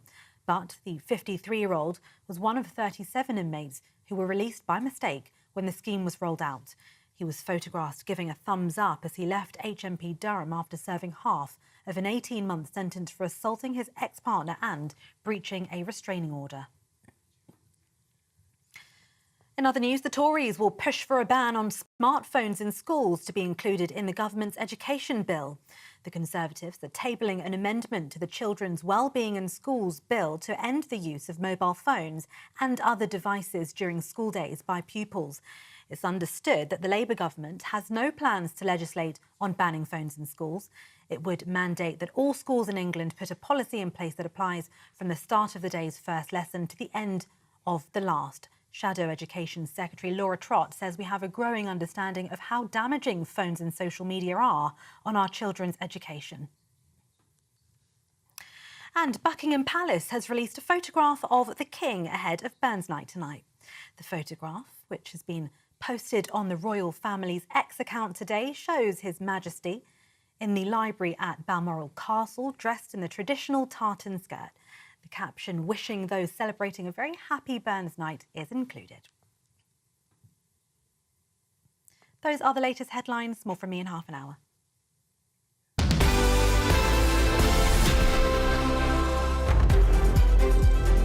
Thank you, Tatiana. Farmers from across the UK are staging a National Day of Unity today as tractors prepare to be in convoy throughout Britain in a bid to protect the sector. Right, let's try to briefly cross once again now to the Farmers' Day of Unity, because we want to speak to Conservative MP for Spelthorne, Lincoln Jopp. Lincoln, I hope you've got us. Hopefully you can hear us loud and clear. If you can, what I want to ask you is the government actually listening? Can you make any progress at all with these protests? Well, I spoke yesterday in Parliament and asked the government to listen to not only the National Farmers Union, but also the likes of Aldi, Lidl, Waitrose, Tesco. Everyone is pointing at this signpost that says, do the pause, do the consultation, and just listen to their farmers, because at the moment, I'm afraid they're not. My question is, though, is there any progress that's going to be made here? It does seem like there's some momentum that's being built with, as you mentioned, those supermarkets rallying behind the cause. But it seems Rachel Reeves is more interested in listening to the millionaire and billionaire class with this non-dom tax dilution. So maybe that suggests that you could, in theory, weaken their resolve on this a little bit. Is that the hope, that she's already backed down a little bit on the non-dom tax changes that she's already made? Is this the next step? Well, I very much hope so. We didn't see any listening to the people over winter fuel payments, which, again, was a dreadful measure which they should never have brought in, and it really punished too many people. And I think that the National Farmers Union have done exactly the right thing, because in lots of towns where the National Farmers Union have brought their protest to today, the farmers are sort of co-opting people who shop in Tesco's, Aldi, Greggs, Lidl, everywhere, because they may not necessarily understand farming, but they understand the importance of food and food security, and the government have literally got to listen on this, because they're making a huge mistake. And I really hope that they take this moment and pause and use the fact that the retailers have come on board with the farmers to take another listen and really have a pause and consult over this dreadful policy. Well, Lincoln Job, thank you very much for joining us live on GBNews. That was Lincoln Job, the Conservative MP for Spelthorne. Now, elsewhere today, one man in Ireland has died after Storm Ewan battered Britain with hurricane-force winds reaching up to 114 miles per hour. Millions of people were also left without power as one major football stadium was damaged as a result of those powerful gusts. Meanwhile, all Scottish rail trains have been cancelled until midday, whilst 1,000 flights have also been axed. Travel chaos is expected to continue throughout the weekend. Now, joining us from Hillsborough in County Down is GB News Northern reporter Doogie Beattie. Doogie, how's the weather out there? Is the clean-up operation now beginning? Well, it is a clean-up operation, and welcome to Royal Hillsborough. This is probably one of the most picturesque villages in Northern Ireland. It is, of course, the royal residence in Northern Ireland, and unfortunately, it is surrounded by forests. So yesterday, you can imagine what happened next. The trees came down and took out most of the power in Hillsborough, but by late last night, the services had worked and brought that power back online. The road to Ballynahinch is now cleared. The village is open once more. You can see behind me. And that is really a credit to the services that did that. But this morning on breakfast, we have been out round looking at those rural areas that have no power and roads still very much blocked. And of course, that will affect things like the collection of milk on farms. And most of those farmers that usually close the roads are not at this moment, not because of protest, but because there's so many live cables in amongst those trees, and they're afraid to touch them in fear of being electrocuted. So some of those people in those homes are telling me that it's up to 10 days, they're being told, before power may come on back to some of those areas. And last night was a very cold night in Northern Ireland. Villages with no power, central heating could not be put back on because of no power, and they have had quite the night. But the services are working very, very hard, I can assure you, to restore power to most of the province. But of course, today, heavy rain forecast for Northern Ireland, and of course, more high winds tomorrow in the province will not do anything for people that are trying to get some sort of normality back to their lives. BT, thank you so much for that report from County Down. Brilliant as always. Now, to look through the top stories of the day, we're delighted to be joined once again by lifestyle journalist Annette Kello and former Apprentice star Trey Lowe. Welcome back to you both. Hey. I was going to say good afternoon. Not quite yet, are we? We've still got another hour, 50 minutes. Well, 50 minutes or so, yeah. I have to say, your sushi session looked amazing. I was a bit jealous. We did, yeah. Really? I was expecting that was going to be my breakfast, but not in the end, so I'll be straight after the show. Hopefully, Sophie was a lot better at making the sushi than I was. I mean, mine was a bit of a disaster. It was sort of falling apart. So I was trying to hide it. Yeah. I have a bit more experience with sushi, so we'll let you off. Thank you, that makes you feel a little bit better. Shall we get into the stories? Yes. Yeah. Trey, I know you wanted to look at a story about reform in the Mail today, I believe. Yes, page 2 of the Daily Mail about reform topping the pot. I mean, in my whole lifetime, I don't think we've had anything but a two-party system, pretty much, right?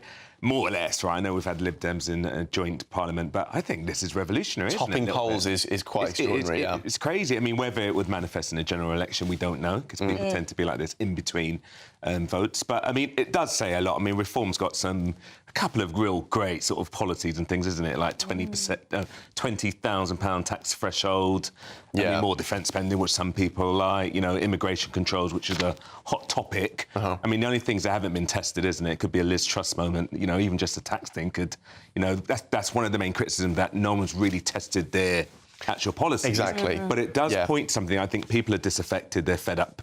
You know, they look at Kemi, they look at Keir, and they think, well, what's the difference? And I think that might be a good thing now, because politicians are going to have to start looking at what the people want. And you've seen it with Donald Trump, whether you like him or not. Suddenly, you're going to have to start looking at, well, what do people want, as opposed to the perception that people have of politicians, that they don't really care about the ordinary person. They're more bothered about the billionaire caste. Whereas now they might have to start really looking, what is it people want? And maybe it is immigration and other things, and reducing waiting lists like we spoke about earlier, which is another key thing for reform. Yeah, it's interesting, isn't it? That I think part of it's fascinating is just how badly Labour's polling is dropping. It's shocking. 6 months into their government. It's very rare. So disillusioned after so quickly. Short time. Yeah, it's crazy. And when you look at America, they always count the first 100 days. I don't know if you've seen that. So they say, how do they react in the first 100 days? Well, our first 100 days were not pretty. Not great. And we also have the thing where Keir Starmer says, if you don't like it, leave. So now we have lots of millionaires leaving, and what people don't realise is the backlash. It's not just their tax, it's what they put in as well with things like, you know, private schools, or they're buying other things in the community, So I think we've got a real backlash going on that we're going to see processing over the next, you know, few years. It'll be really interesting to look at how... You're right, we don't have an election, a general election, for 4 years, potentially, unless they call an early one, unlikely. But there's local elections, there's the Senedd, Welsh elections. There are all these milestones along the way which might indicate which way the public mood is really sitting. One poll is one poll, but there does seem to be some momentum here. I think so. But the ironic thing, though, if you think about it, Reform are actually impacting the Tories, not the Labour Party. So, I mean, Labour's probably thinking, who cares? Because the vote is being split towards more the right side, right? So if Reform are taking votes, they're mainly going to be taking it away from the Tories, which means Labour could be in forever. Maybe that's their strategy, thinking, well, we're not bothered. Yeah, of course, Reform's strategy is going to be to target the Red Wall massively, because they came second in, I think, almost 100 and that seats. will be interesting if they can, and they possibly and probably will. Well, we'll see. As I said, we've got a long time before the next general election, and things can change rapidly, as I'm sure we've seen already. Well, I'm sure even Nigel Farage. Exactly. Shall we move on to our next story, Annette, because I really want to speak about this. Baths go down the plug hole in the Express today. Experts are predicting the death of the long hot soak as morals ditch our baths for showers. Oh, no. Guilty as charged, actually. I can't remember last... Right, phrase this delicately. I shower every day. I shower every day. I cannot remember the last time I had a bath. Right? Well done. You can't get me on that. You'd have been sitting far apart right there. I could smell something now. I'm just morally opposed to it. I just don't do it. I love a bath. You do, right? Yeah. I love a bath. I think it's a certain mood I have to be in. I'm not using a bath to wash, per se. I mean, I'm then going to have a shower if I need to wash after playing netball or whatever it might be, going for a run or the gym. But a bath, sometimes I think after a long day, there's nothing like a decent soak in a bath. True. Relaxation. They say you take 8 minutes in a shower, and with a bath is about 30. So maybe and I only have baths. I don't ever have a shower. Really? Yeah, I just love them every day. It's a relaxation vibe. Lady of leisure. Like it. Wow. Have a what about a glass of wine? That's really lady of leisure. Yeah, I shower in the morning, so I think a half an hour bath with wine at like 6 a.m. I'm not sure. I think it's an indulgence, isn't it? Most people don't have time anymore. It depends how stressful it is. It's also an eco thing, I think. People are sometimes thinking, oh, less water, less bills. Everyone's worried about that too. And baths, as we know, it's, you know, especially if you keep turning it on, topping it up. That is very true. You do. So, Trey, you're a big fan of a bath bomb, candles, the whole shebang? Nah, give me a shower. Do you nails? Give me a shower any day. Bath, really. I mean, it might be once every 2 months. Not that I get a chance to, but I just prefer a shower. It kind of invigorates you, wakes you up, gets you pumped up. Yeah. Whereas a bath is something you do before bed. It relaxes you, it chills you. I don't like washing my hair in the bath. That's my... Oh, no, that's the worst. You got to use the hose for the... Yeah, do that. When I was a child and I used to be washing the bath, they'd use the measuring jug, the kitchen measuring jug to wash See that? The old school way. All over. Should we move on to my favourite story of the day now? Yes. And it's over That's here. it, we've got a prop. Here we go. Apparently, Feathers McGraw, Wallace and Gromit's their villain, has become an unlikely hit at UK tattoo parlours. I wonder if we've got the pictures that we can show those viewers who are watching at home. I wonder if I can hold it up maybe in a second. We'll talk about it. Feathers McGraw is the penguin who was in Wallace and Gromit. Oh, there we are. Which camera is that? The mute villain. I don't know if you can see that. Exactly. Yeah, scary I penguin. think he's very scary, actually. He is, All the Wallace and Gromits, he's menacing. He is, yeah. He's, in fact, he there we doesn't are. speak, and he's got this glove on top of his head trying Yeah, to convince there we us are. he's a chicken or something. And that is a real tattoo that someone has decided to have there. Each to their own. I want to talk about tattoos. People they're always having interesting tattoos, aren't they? What do you two think about tattoos? Are they to express themselves? Or? I love it. So I've basically got Dr. King. There we go. Me. Oh, there he goes. Nice. He's showing us. If you can't fly, run. Nice. It's probably slightly more meaningful than having the villainous very. penguin. Oh, come on, Trey, you wouldn't get Feathers McGraw. Maybe not. It's kind of got that kind of, when you go abroad and Beef or Magaluf and you Tenerife and you get a quick tattoo. It's looking like that, chest, or like a pirate or something. It's kind of got that vibe, not for me. However, I do get the sentimentality around it. Some people have grown up on Wallace and Gromit and they love it and it has meaning. And he is a well-written character, so I get it. Brilliant, but isn't it? I prefer my tattoos a bit more meaningful. Bit more, yeah. I feel like as well, there's a surge in it. Lots of people have had it, but then is it then going to become unpopular because of it? And how many people regret the Then you're in tattoos? trouble. Apparently, Buyer's not remorse. just 14% of people regret tattoos. Wow. See, I think that's where the meaningful side comes into it. I've got a couple of meaningful tattoos, and I know I will never get Hidden bored ones? of them. Not one on my wrist, one on my ankle. They're not hidden, but I think because they mean something to me, I'll never get bored. Yes, exactly. I think that's important. If you're gonna, a tattoo's for life, isn't it? That's the thing. It's got That's why I haven't got something. anything. Have you not? I'd be indecisive. I think I'd Nothing get you something. thought I want to keep on my body forever. Can we see the Wallace and Gromit tattoo? I think I'm being told we can see that on screen there. Oh, that's a different one. There's two. That's what I mean. They're popular, apparently. Yeah, okay. Wow. There's multiple. That's at least 3 Different people in the That's a little had bit this Magaluf-esque, tattoo. I think. Wanted. Oh, that's the one we've seen there. Yeah, that was that on was there. kind of cool. I like the Brilliant. wanted one. Maybe I I'll get the like wanted. these. See, that's the thing, right, Trey? I think you're going to say, if I had about 6 or 7 pints and then stumbled into a tattoo parlour, you'd come out with something that. I chaotic. don't think I'd be able to pronounce a disaster. Feathers McGraw. Yeah, a disaster could happen. Then I walk out. And, oh no, I've got this for the rest of my life. You might become addicted. Well, let's hope not. Some people do. Covered in them. I'd get in trouble. Trey, Right. Annette, thank you so much. Thank you. Thank you. Now, time is running out on your chance to become our biggest ever giveaway winner with an incredible £50,000 in your bank account. Lots of tattoos with that. Well, certainly. It's tax-free cash. Spend it however you like. Go crazy. Make sure you don't miss out. There's just 6 days left to grab your chance to win our biggest cash prize so far, £50,000 in tax-free cash. How would you react if you won? We won 25,000. I'd say don't hesitate, do it. If you're not in it, you've got no chance of winning it. Amazing, just the best feeling ever. For another chance to win £50,000 cash, text cash to 63232. One entry costs £2 plus one standard network rate message. Or text bonus to 63232. 5 entries cost £5 plus one standard network rate message. Go to gbnews.com/win. Entries start from just £2. You can call 0903 681 3232. Calls cost £2 plus your network access charge. Or post your name and number to GB10 PO Box 8690 Derby DE1 9TT. UK only. Entrants must be 18 or over. Lines close at 6 p.m. on the 31st of January. Please check the closing time if listening or watching on demand. Good luck. Well, thank you very much to Annette and Trey. And if you've got any interesting tattoos, as long as they're tasteful, we beg of you, please feel free to send them in. We'll try and show a few of them off before the end of the show. Be careful. If they're nicely... We'll see how that goes. Meanwhile, up next, we'll get all the latest from the world of sport with Aidan McGee. We'll also get the latest on that breaking news this morning. The 4 Israeli hostages have been released. This is Saturday Morning Live on GB News.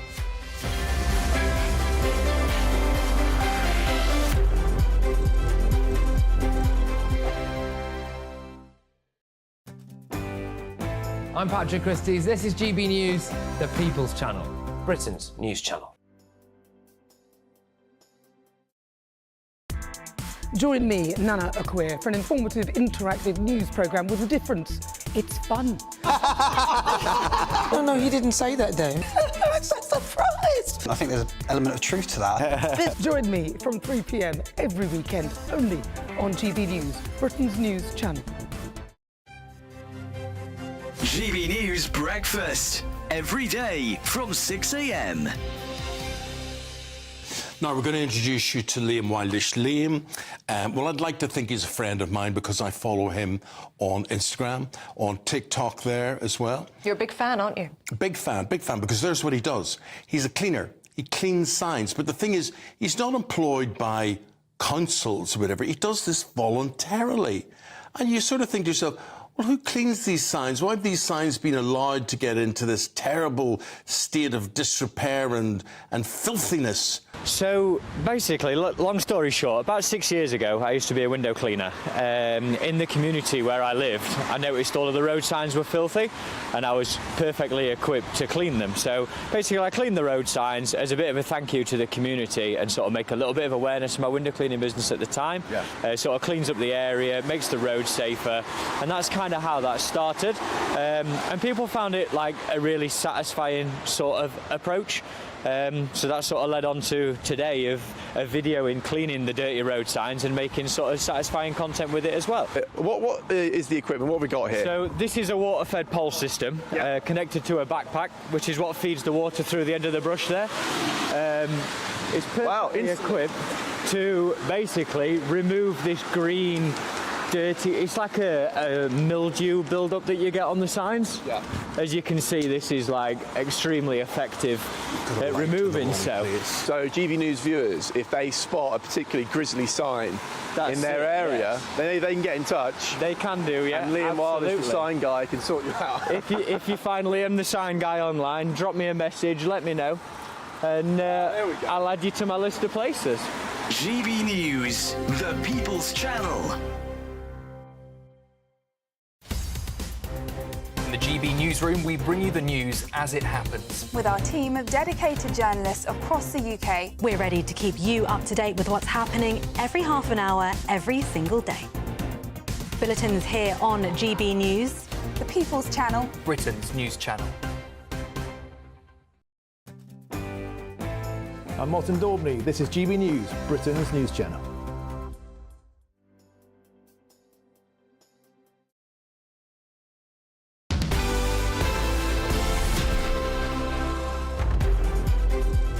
Welcome back. Now, just to bring you up to speed with the hostage release, it's been reported that those 4 female Israeli hostages are now back in Israel. Reports are also suggesting that Israel has released 70 Palestinian prisoners. The IDF released this footage that you're seeing now a short time ago of Liri, Danielle, Karina and Nama arriving home after over a year in captivity. And we should say there's been, we believe, as you say, 70 Palestinians released. We were expecting around 200 to be released today. So we're bringing you all the latest on that when we get it, in terms of how many more will be released today. Yeah. But we'll move on from that now, come back to that in a little while, because we're going to get the latest from the world of sport now, as we're joined in the studio by the wonderful Aidan McGee. Aidan, thank you very much for joining us once. Good to see you both. On a Saturday morning. Good to see you both. How are you? I'm very well, thank you. Very well. We've had a women's Australian Open winner this morning. That was Madison Keys, the US player. She's 29 years old, never won a slam before, but she's beaten the overwhelming favourite Aryna Sabalenka this morning in Melbourne. That started at 8:30, won in 3 sets. So well done to her. Congratulations. Yeah, and just sticking on tennis for a second, Aidan. Djokovic, have we seen the last of him? Is he going to return to the court? What do you reckon? I don't think we've seen the last of him. Just because, look, following his career as I do, I've interviewed him, met him a few times, and his competitive streak just knows no bounds. He will do everything he can to try and get past that 24 slams, and go past Margaret Court, who holds the record at the moment across the men's and women's games. And he's got Andy Murray in his corner for a reason, and that's that. Andy Murray was somebody who, with limited success, admittedly, he managed to extract the maximum amount from his body at the end of his career. And yes, we might say it's easy to scale back on your commitments and your calendar, whatever, your schedule. It's not actually that simple, because it's one thing turning up at the Grand Slams expecting to do well, but you're going up against guys who are 10, 15 years younger than you. They've got the motivation, they've got plenty to prove, and they've got the match practice from competing in those smaller tournaments. They've got the ranking points. So when they've got the ranking points, they get easier draws. Djokovic could go into a tournament on a wild card, for example, and get a really horrible draw in the first couple of rounds that make him go to 5 sets, which he doesn't need at his age. So it's not going to be easy, but I do think, despite all that, I think we're going to see him again, exactly. Whether we'll see him all the way a year from now in Australia, where he's had so much success, I'm not sure, but I think we'll see him at the French and at Wimbledon. Shall we move on from tennis and to the football now? My favourite time of the day. Bit of a mixed bag in the football this week, hasn't it? We've seen Champions League, not a great week for Man City, has it been? 4-2, wasn't it? Against Yeah, well, they were 2-0 up. They were 2-0 up against a side. Yeah, I mean, this isn't PSG of the last few years. I mean, they've moved away from their model of trying to sign the best players in the world. They're trying to do it a bit more organically these days. But nonetheless, Man City take the lead and they go 2-0 up, and they've just put 6. They put 6 past Ipswich. They put 8 past Salford. They showed signs of life in recent weeks. And they go and blow it 4-2, and that's a huge blow to them. I still think they could win the Champions League. I don't think it's beyond the realms if they hit form at the right time. But Pep Guardiola saying yesterday in his press conference that we're the worst team in the league without the ball. Now, you know, it's so important what you do without the ball, Sophie, you know, because that's when you get into position, that's when you show your mettle, that's when you prove to your opponents that you're not going to score past us because our positional sense is so good that you're not going to get any success against us. And so for him to say that, and when he's just signed a new contract and when he's brought in Erling Haaland on a 9.5-year contract, to say that against your players, I mean, it's either a message to the board, who've already spent 100 million quid in this window, by the way, to get their act together in the summer. I think I can only assume that that's what it would be, because they're playing Chelsea this afternoon at 5, or this evening at 5:30. That's a big game, and I think, you know, they've got a battle on at the moment to finish in the top 4. If we look at the other clubs as well, United unconvincing in the Europa League against Rangers. Fernandes goal in the Fergie time. Yeah, I mean, Rangers equalised with 2 minutes to go. There was a controversy as well with the Rangers fans being in the home end as well. That. I know. I think it was a good couple of hundred, and I think maybe United fans just didn't fancy it as the Europa League tie and thought, well, we'll sell on our tickets. But this club are saying this week there's not much they can do about it, and I can know from experience that that's absolutely true. I want to go back to City though, because they've managed to lock down Haaland for the next 9.5 years. Someone they have lost. Kyle Walker off to AC Milan. Yeah, that's right. I mean, it is. He's past his peak. I really believe that. We saw that in the Euros last summer in the final. I think he was at fault for Spain's winning goal, and he'll have to carry that with him. But nonetheless, 17 trophies, 6 league titles, a Champions League 2 years ago, a treble, of course, as part of that. He's been an outstanding player. He joined them in 2017. He's played over 300 matches for them, having had, 7 years at Tottenham prior to that, and a loan spell at QPR, where he was absolutely outstanding, I might say. But look, thought you'd bring that in. I did, but look, I thought he was going to go to Saudi and take the money.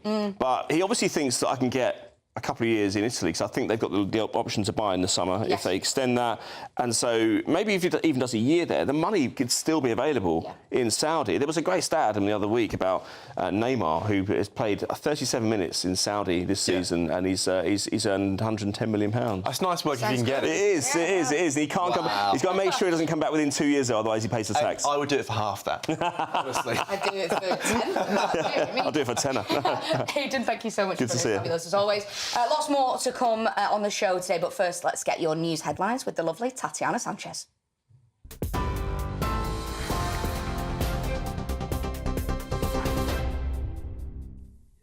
Sophie, thank you very much. The top stories: 4 female Israeli hostages have been released by terror group Hamas and are now back in Israel.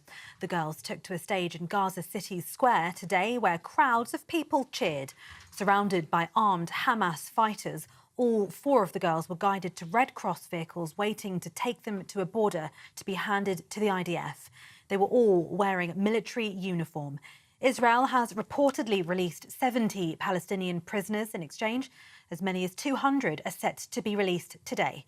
It's the second such exchange since the ceasefire began last weekend. The first wave saw 3 Israeli hostages released, including British-Israeli Emily Damari. In other news, heavy rain and strong winds could bring flooding to parts of the UK this weekend after the severe effects of Storm Awen.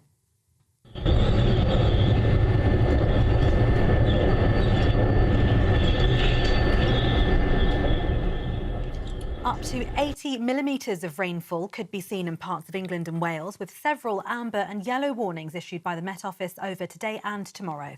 It comes after winds reached 100 miles per hour yesterday as the storm left 1 person dead. He's been named today as Casper Dudek.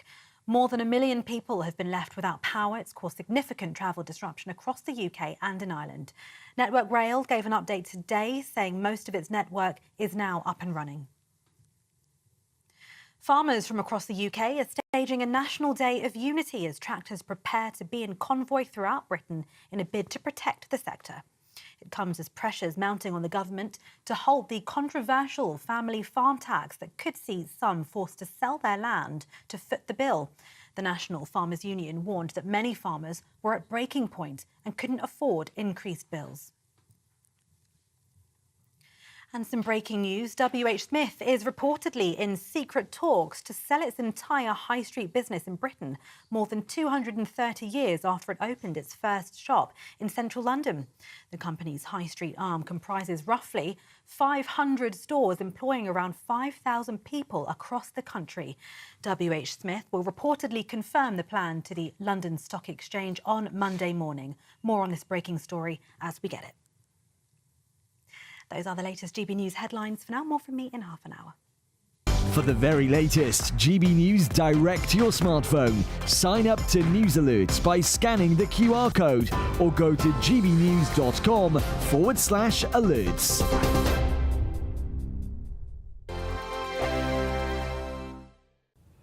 Good morning, welcome to your latest GB News weather from the Met Office. Storm Awen brought plenty of disruption to end the working week, and there's still some changeable weather on the way as we head through the rest of the weekend.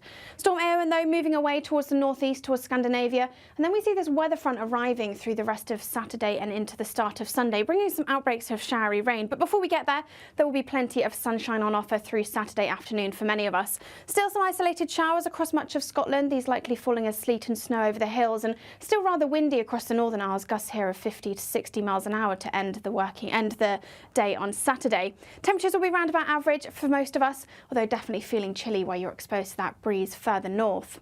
As we then go through Saturday evening, we see that band of showery rain arriving across western parts of the UK. So across Northern Ireland first and into parts of western Scotland, again turning to sleet and snow over any high ground, but eastern Scotland generally staying a little drier through this evening with some clear skies to start. For Northern Ireland, we do see those blustery showers though, and again we could see some sleet and snow over the hills, and it'll be turning rather windy on this weather front as it pushes its way eastwards. For much of England, a dry start to the night, but further west we see that showery rain arriving, some quite heavy downpours likely on this as it spreads its way eastwards into the early hours of Sunday morning. It starts to fizzle out by the time it gets to eastern parts of England, but we could see some sleet and snow over the high ground across the parts of the Pennines, but then generally turning drier behind, and we could see some clear skies developing, allowing temperatures to drop quite widely, particularly across Northern Ireland and parts of Scotland.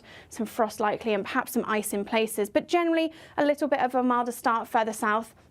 We see some cloud starting to build, and all eyes down towards the southwest as we see this next weather front pushing up from the southwest, spreading its way north and eastwards, bringing some quite heavy rainfall to parts of southwest England, parts of Wales, even into parts of Northern Ireland, Northern England too, and some strong winds likely as we go through Sunday afternoon. Temperatures again around about average for the time of year, but some milder air just being brought up across the southwest.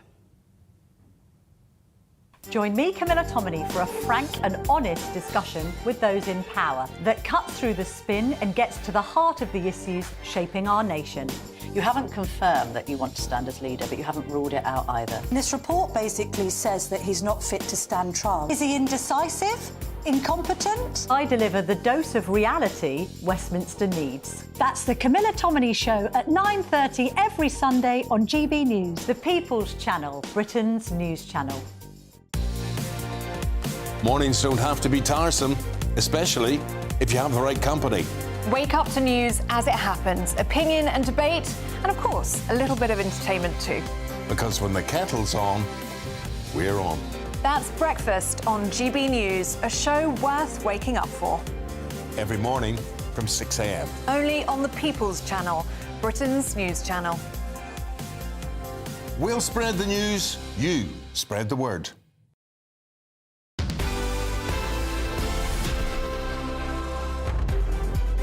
Welcome back to Saturday Morning Live. Yes, it's been another busy week in Hollywood with the Oscar nominations being announced. British stars Felicity Jones, Ralph Fiennes and Cynthia Erivo all lead the pack, but what are their chances of coming away with a gong?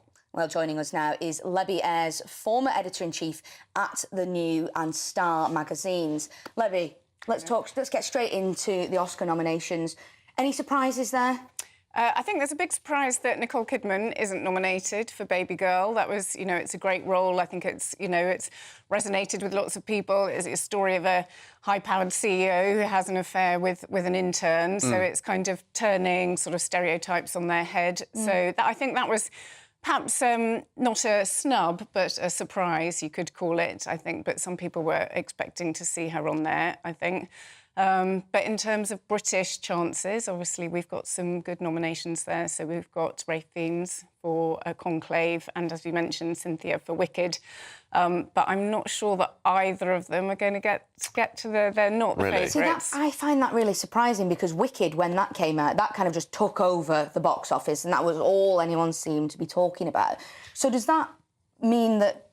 What does that mean? That it's a really popular film, but it's not going to take a gong? Well, I think in this case, in this instance, this year, there is a better story, probably, and that may be kind of tugging at the heartstrings of the Academy. And does that usually do better then? Well, but that is Demi Moore. It's her own personal story. So, so Demi Moore, the actress, and she's been nominated for her role in The Substance, which is a story of a woman who's, self-loathing, feminine self-loathing, coming to terms with her ageing, but it takes the substance to, recapture her youth.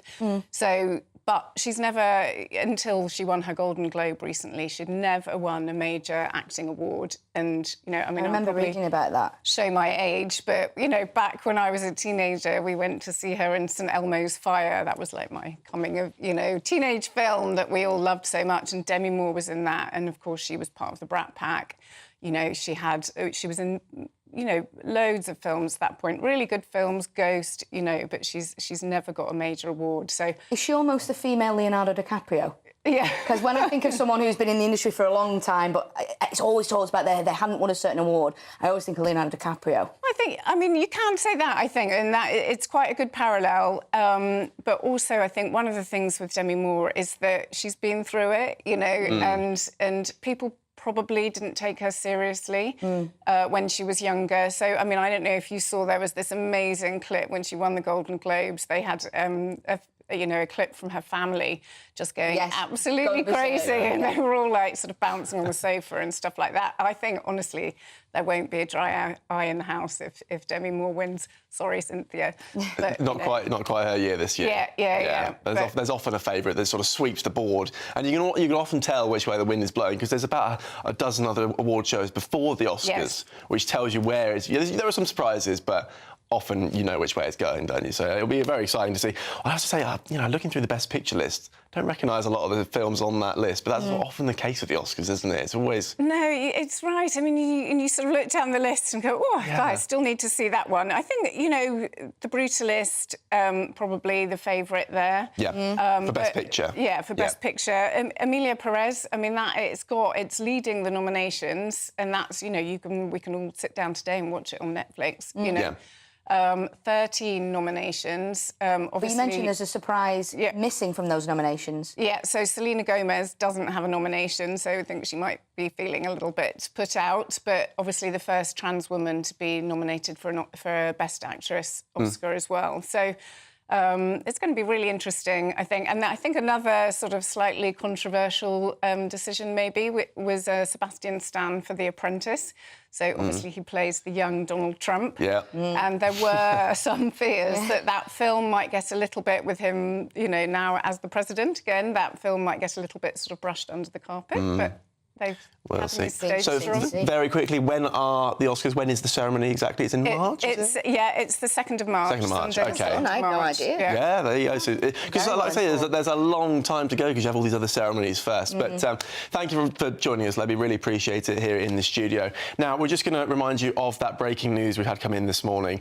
Those 4 female Israeli hostages are now back in Israel. And reports are also suggesting that Israel has released 70 Palestinian prisoners prisoners, with 200 in total set to be freed. Yes, the IDF released this footage a short time ago that you're seeing on your screens if you're watching on television. That is of Leary, Daniela, Karina and Nama, the four prisoners who were released today. That's them arriving home after being taken from Gaza by the Red Cross. Absolutely extraordinary footage. Now, we'll have more on that breaking news throughout the rest of today. But for now, Burns Night celebration still to come. First, though, if you are in search of some winter sun, as we all are, here is the forecast for some of the top European holiday destinations. You're looking happy. Well, the forecast looks good. So you've sorted the travel insurance then? All Clear Travel Insurance sponsors GB News Travel Destinations Forecast.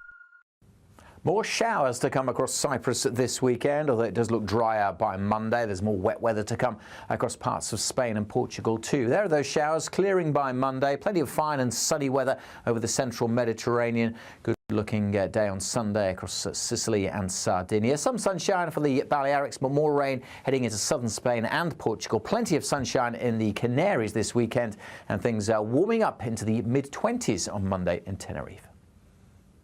All Clear Travel Insurance sponsors GB News Travel Destinations Forecast.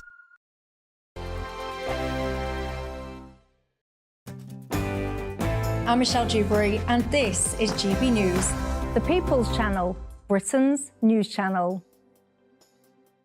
Headliners on GB News 11 p.m. every night. It's got 3 top comedians going through the next day's newspapers so you don't have to read them, which is great. It's a good point. He's lying. I mean, maybe he's not lying. That's Headliners every night from 11 p.m. and 5 a.m. as well on GB News, Britain's news channel.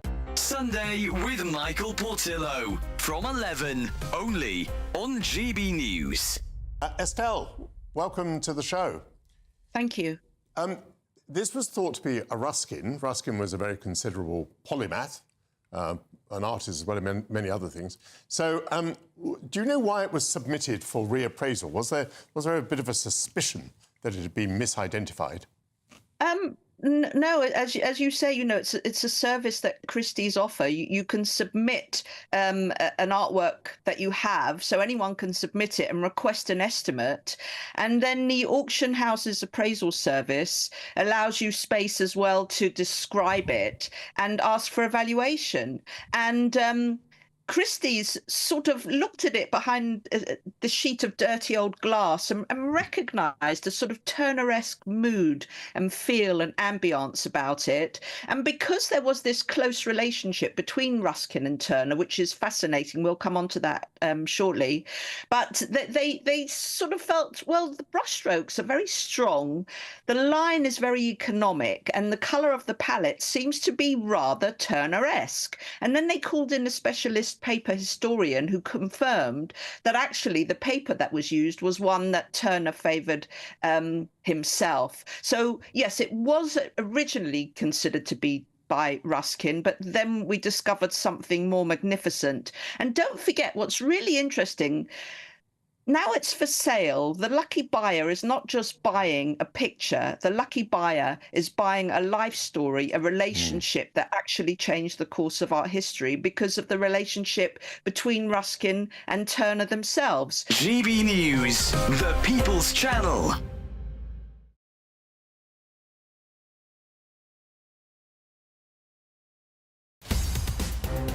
In the GB newsroom, we bring you the news as it happens. With our team of dedicated journalists across the UK. We're ready to keep you up to date with what's happening every half an hour, every single day. Bulletins here on GB News, the People's Channel, Britain's news channel. I'm Ellie Costello, and thank you so much for joining us here on GB News, the People's Channel, Britain's news channel.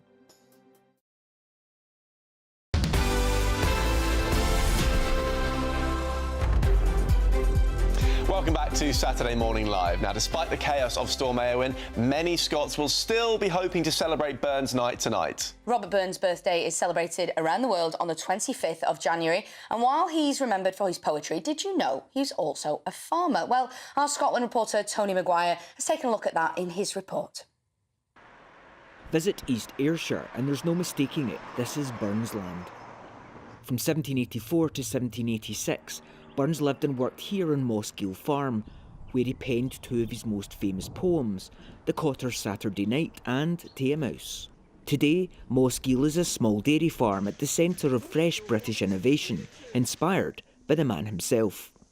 Fighting off bankruptcy in 2016, third-generation farmer Bryce Cunningham looked to Scotland's favourite son for inspiration, creating milk as pure as the bard may have drank himself. What I wanted to do was create a milk that tasted exactly the same way as what Robert Burns would have drank a couple hundred years ago, right in this farm. Yeah, there's our cows, the same grass, the same weather, the same farm, and that's what I wanted to recreate. So we created our own way of brewing milk, and that allows us to do very similar volumes to the bigger dairies, but keep the milk in this really unique way where you can taste the milk as if it's raw, but it is pasteurised for Scottish law, so that's what the milk's all about. Now dairy farms from all over Ayrshire look to Bryce to brew their milk, and it's becoming the milk of choice in Scottish independent coffee shops. Despite the bard's recent dip in popularity, co-owner of one of Mossgiel's partner coffee shops, Todd Whiteford of the Good Coffee Cartel in Glasgow, says the Burns connection is all in good taste. I personally love it. Right, I like anything that has like a good story, but I think it's important to remember that we don't work with them because they've got a good story. We work with them because the product is amazing. The fact that there is this magical bit of Scottish history in there is great. Burns would approve, of course he would, what with his face on every bottle. But never could he have imagined that it would be his farm life, not his poetry, that would be brewing fresh inspiration at Mossgiel Farm more than 2 centuries after his death. As Burns puts it, "O wad some power the gift he gie us, to see ourselves as others see us." Tony Maguire, GB News, East Ayrshire. Well, joining us to tell us a little bit more about Burns Night and how to celebrate is Dawn Davies from the Whisky Exchange. Dawn, thank you for joining us. And for those at home, sorry, I think I've read that completely wrong, but it's because I'm so excited to see the whiskey in front of me. It's all gone...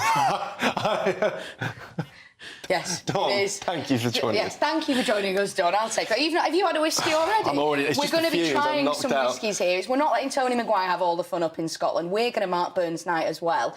So, Dawn, thank you for joining us. Thank you for having me. Tell us what I mean, let's get straight into it. But while we're going to try this first one that you've poured out for us, I want to hear all about what it is that we're going to be trying, but all about yourself as well. We were just speaking about, you're not just a whiskey expert, are you? You're a booze expert. You've dubbed yourself. I mean... Talk about that. How do you get into that? So I have the best job in the world, for sure. I get to drink for a living, which is fantastic. I started off as a sommelier, so I was working for people like Zuma, Gordon Ramsay, in a lot of Michelin star restaurants, and then went to Selfridges as the wine and spirits buyer for about 9 years, and then joined Whisky Exchange. So I have literally got booze running through my veins. So we want to join you. So tell us what this first one is that we've got in our glasses. So happy Burns Night. Happy Burns Night. Happy Burns Night. Cheers. Slanjava. Cheers, cheers, cheers, cheers. Well, there we are. Come on. So, you know, Burns Night is all about whiskey. It's about Robbie Burns, but it's all about whiskey. And whiskey is the heart of every decent Scotsman out there. And, you know, I think for me, it's about kind of looking at what's fun, what's interesting, maybe trying to get people into whiskey as well. Yep. And the first whiskey you have is definitely one to kind of ease you in. I mean, it is 11:50 on a Saturday morning, yeah, so... it's always 5 o'clock somewhere. I can feel it already. So this is Glendronach. Glendronach's, this is a new one from this is Ode to the Dark, which I thought was quite sort of perfect for the poet in all of us when it comes to Robbie Burns.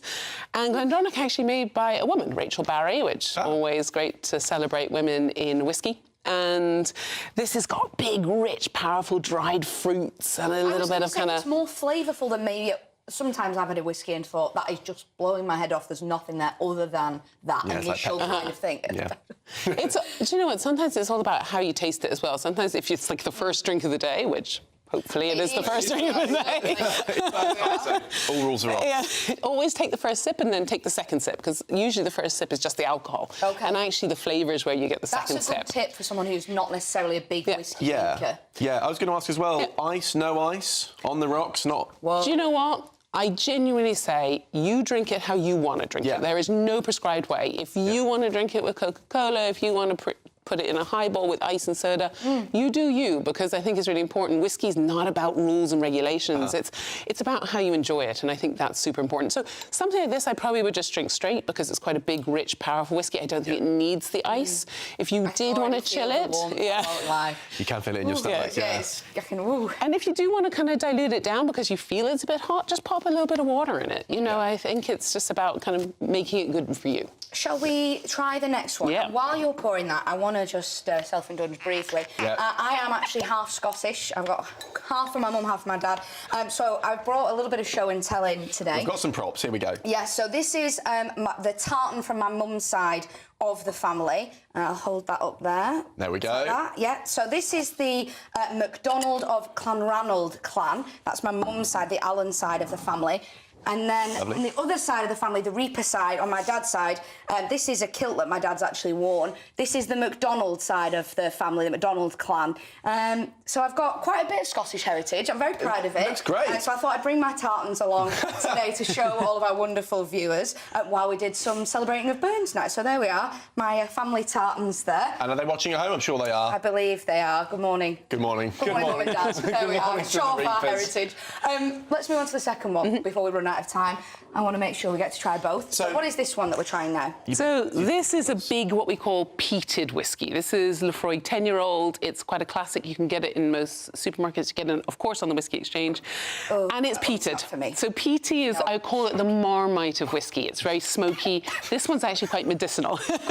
We have a casualty in the studio. Sophie loves it. But you know what? I think oftentimes with whiskey, it's about finding the whiskey you like. So when people say to me, I don't like whiskey, I'm like, you just haven't had the right whiskey yet. The right one. Dawn, we'll have to leave it there. Thank you so much for joining us this morning, for letting us try these. What a way to finish the show. Certainly, the first one was definitely my favourite.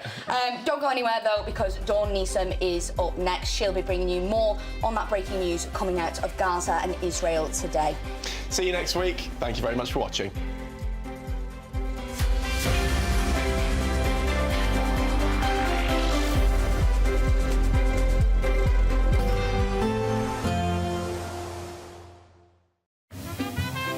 Heavy showers first thing will be followed by a warm, cosy day. Boxed boilers, sponsors of weather on GB News. Good morning. Welcome to your latest GB News weather from the Met Office. Storm Awen brought plenty of disruption to end the working week, and there's still some changeable weather on the way as we head through the rest of the weekend. Storm Awen, though, moving away towards the northeast, towards Scandinavia, and then we see this weather front arriving through the rest of Saturday and into the start of Sunday, bringing some outbreaks of showery rain. But before we get there, there will be plenty of sunshine on offer through Saturday afternoon for many of us. Still some isolated showers across much of Scotland, these likely falling as sleet and snow over the hills, and still rather windy across the Northern Isles, gusts here of 50 to 60 miles an hour to end the day on Saturday. Temperatures will be round about average for most of us, although definitely feeling chilly where you're exposed to that breeze further north. As we then go through Saturday evening, we see that band of showery rain arriving across western parts of the UK. So across Northern Ireland first and into parts of western Scotland, again turning to sleet and snow over any high ground. But eastern Scotland generally staying a little drier through this evening with some clear skies to start. For Northern Ireland, we do see those blustery showers though, and again we could see some sleet and snow over the hills. And it'll be turning rather windy on this weather front as it pushes its way eastwards. For much of England, a dry start to the night, but further west we see that showery rain arriving. Some quite heavy downpours likely on this as it spreads its way eastwards into the early hours of Sunday morning. It starts to fizzle out by the time it gets to eastern parts of England, but we could see some sleet and snow over the high ground across the parts of the Pennines, but then generally turning drier behind, and we could see some clear skies developing, allowing temperatures to drop quite widely, particularly across Northern Ireland and parts of Scotland. Some frost likely and perhaps some ice in places, but generally a little bit of a milder start further south. We see some clouds starting to build, and all eyes down towards the southwest as we see this next weather front pushing up from the southwest, spreading its way north and eastwards, bringing some quite heavy rainfall to parts of southwest England, parts of Wales, even into parts of Northern Ireland, Northern England too, and some strong winds likely as we go through Sunday afternoon. Temperatures again around about average for the time of year, but some milder air just being brought up across the southwest.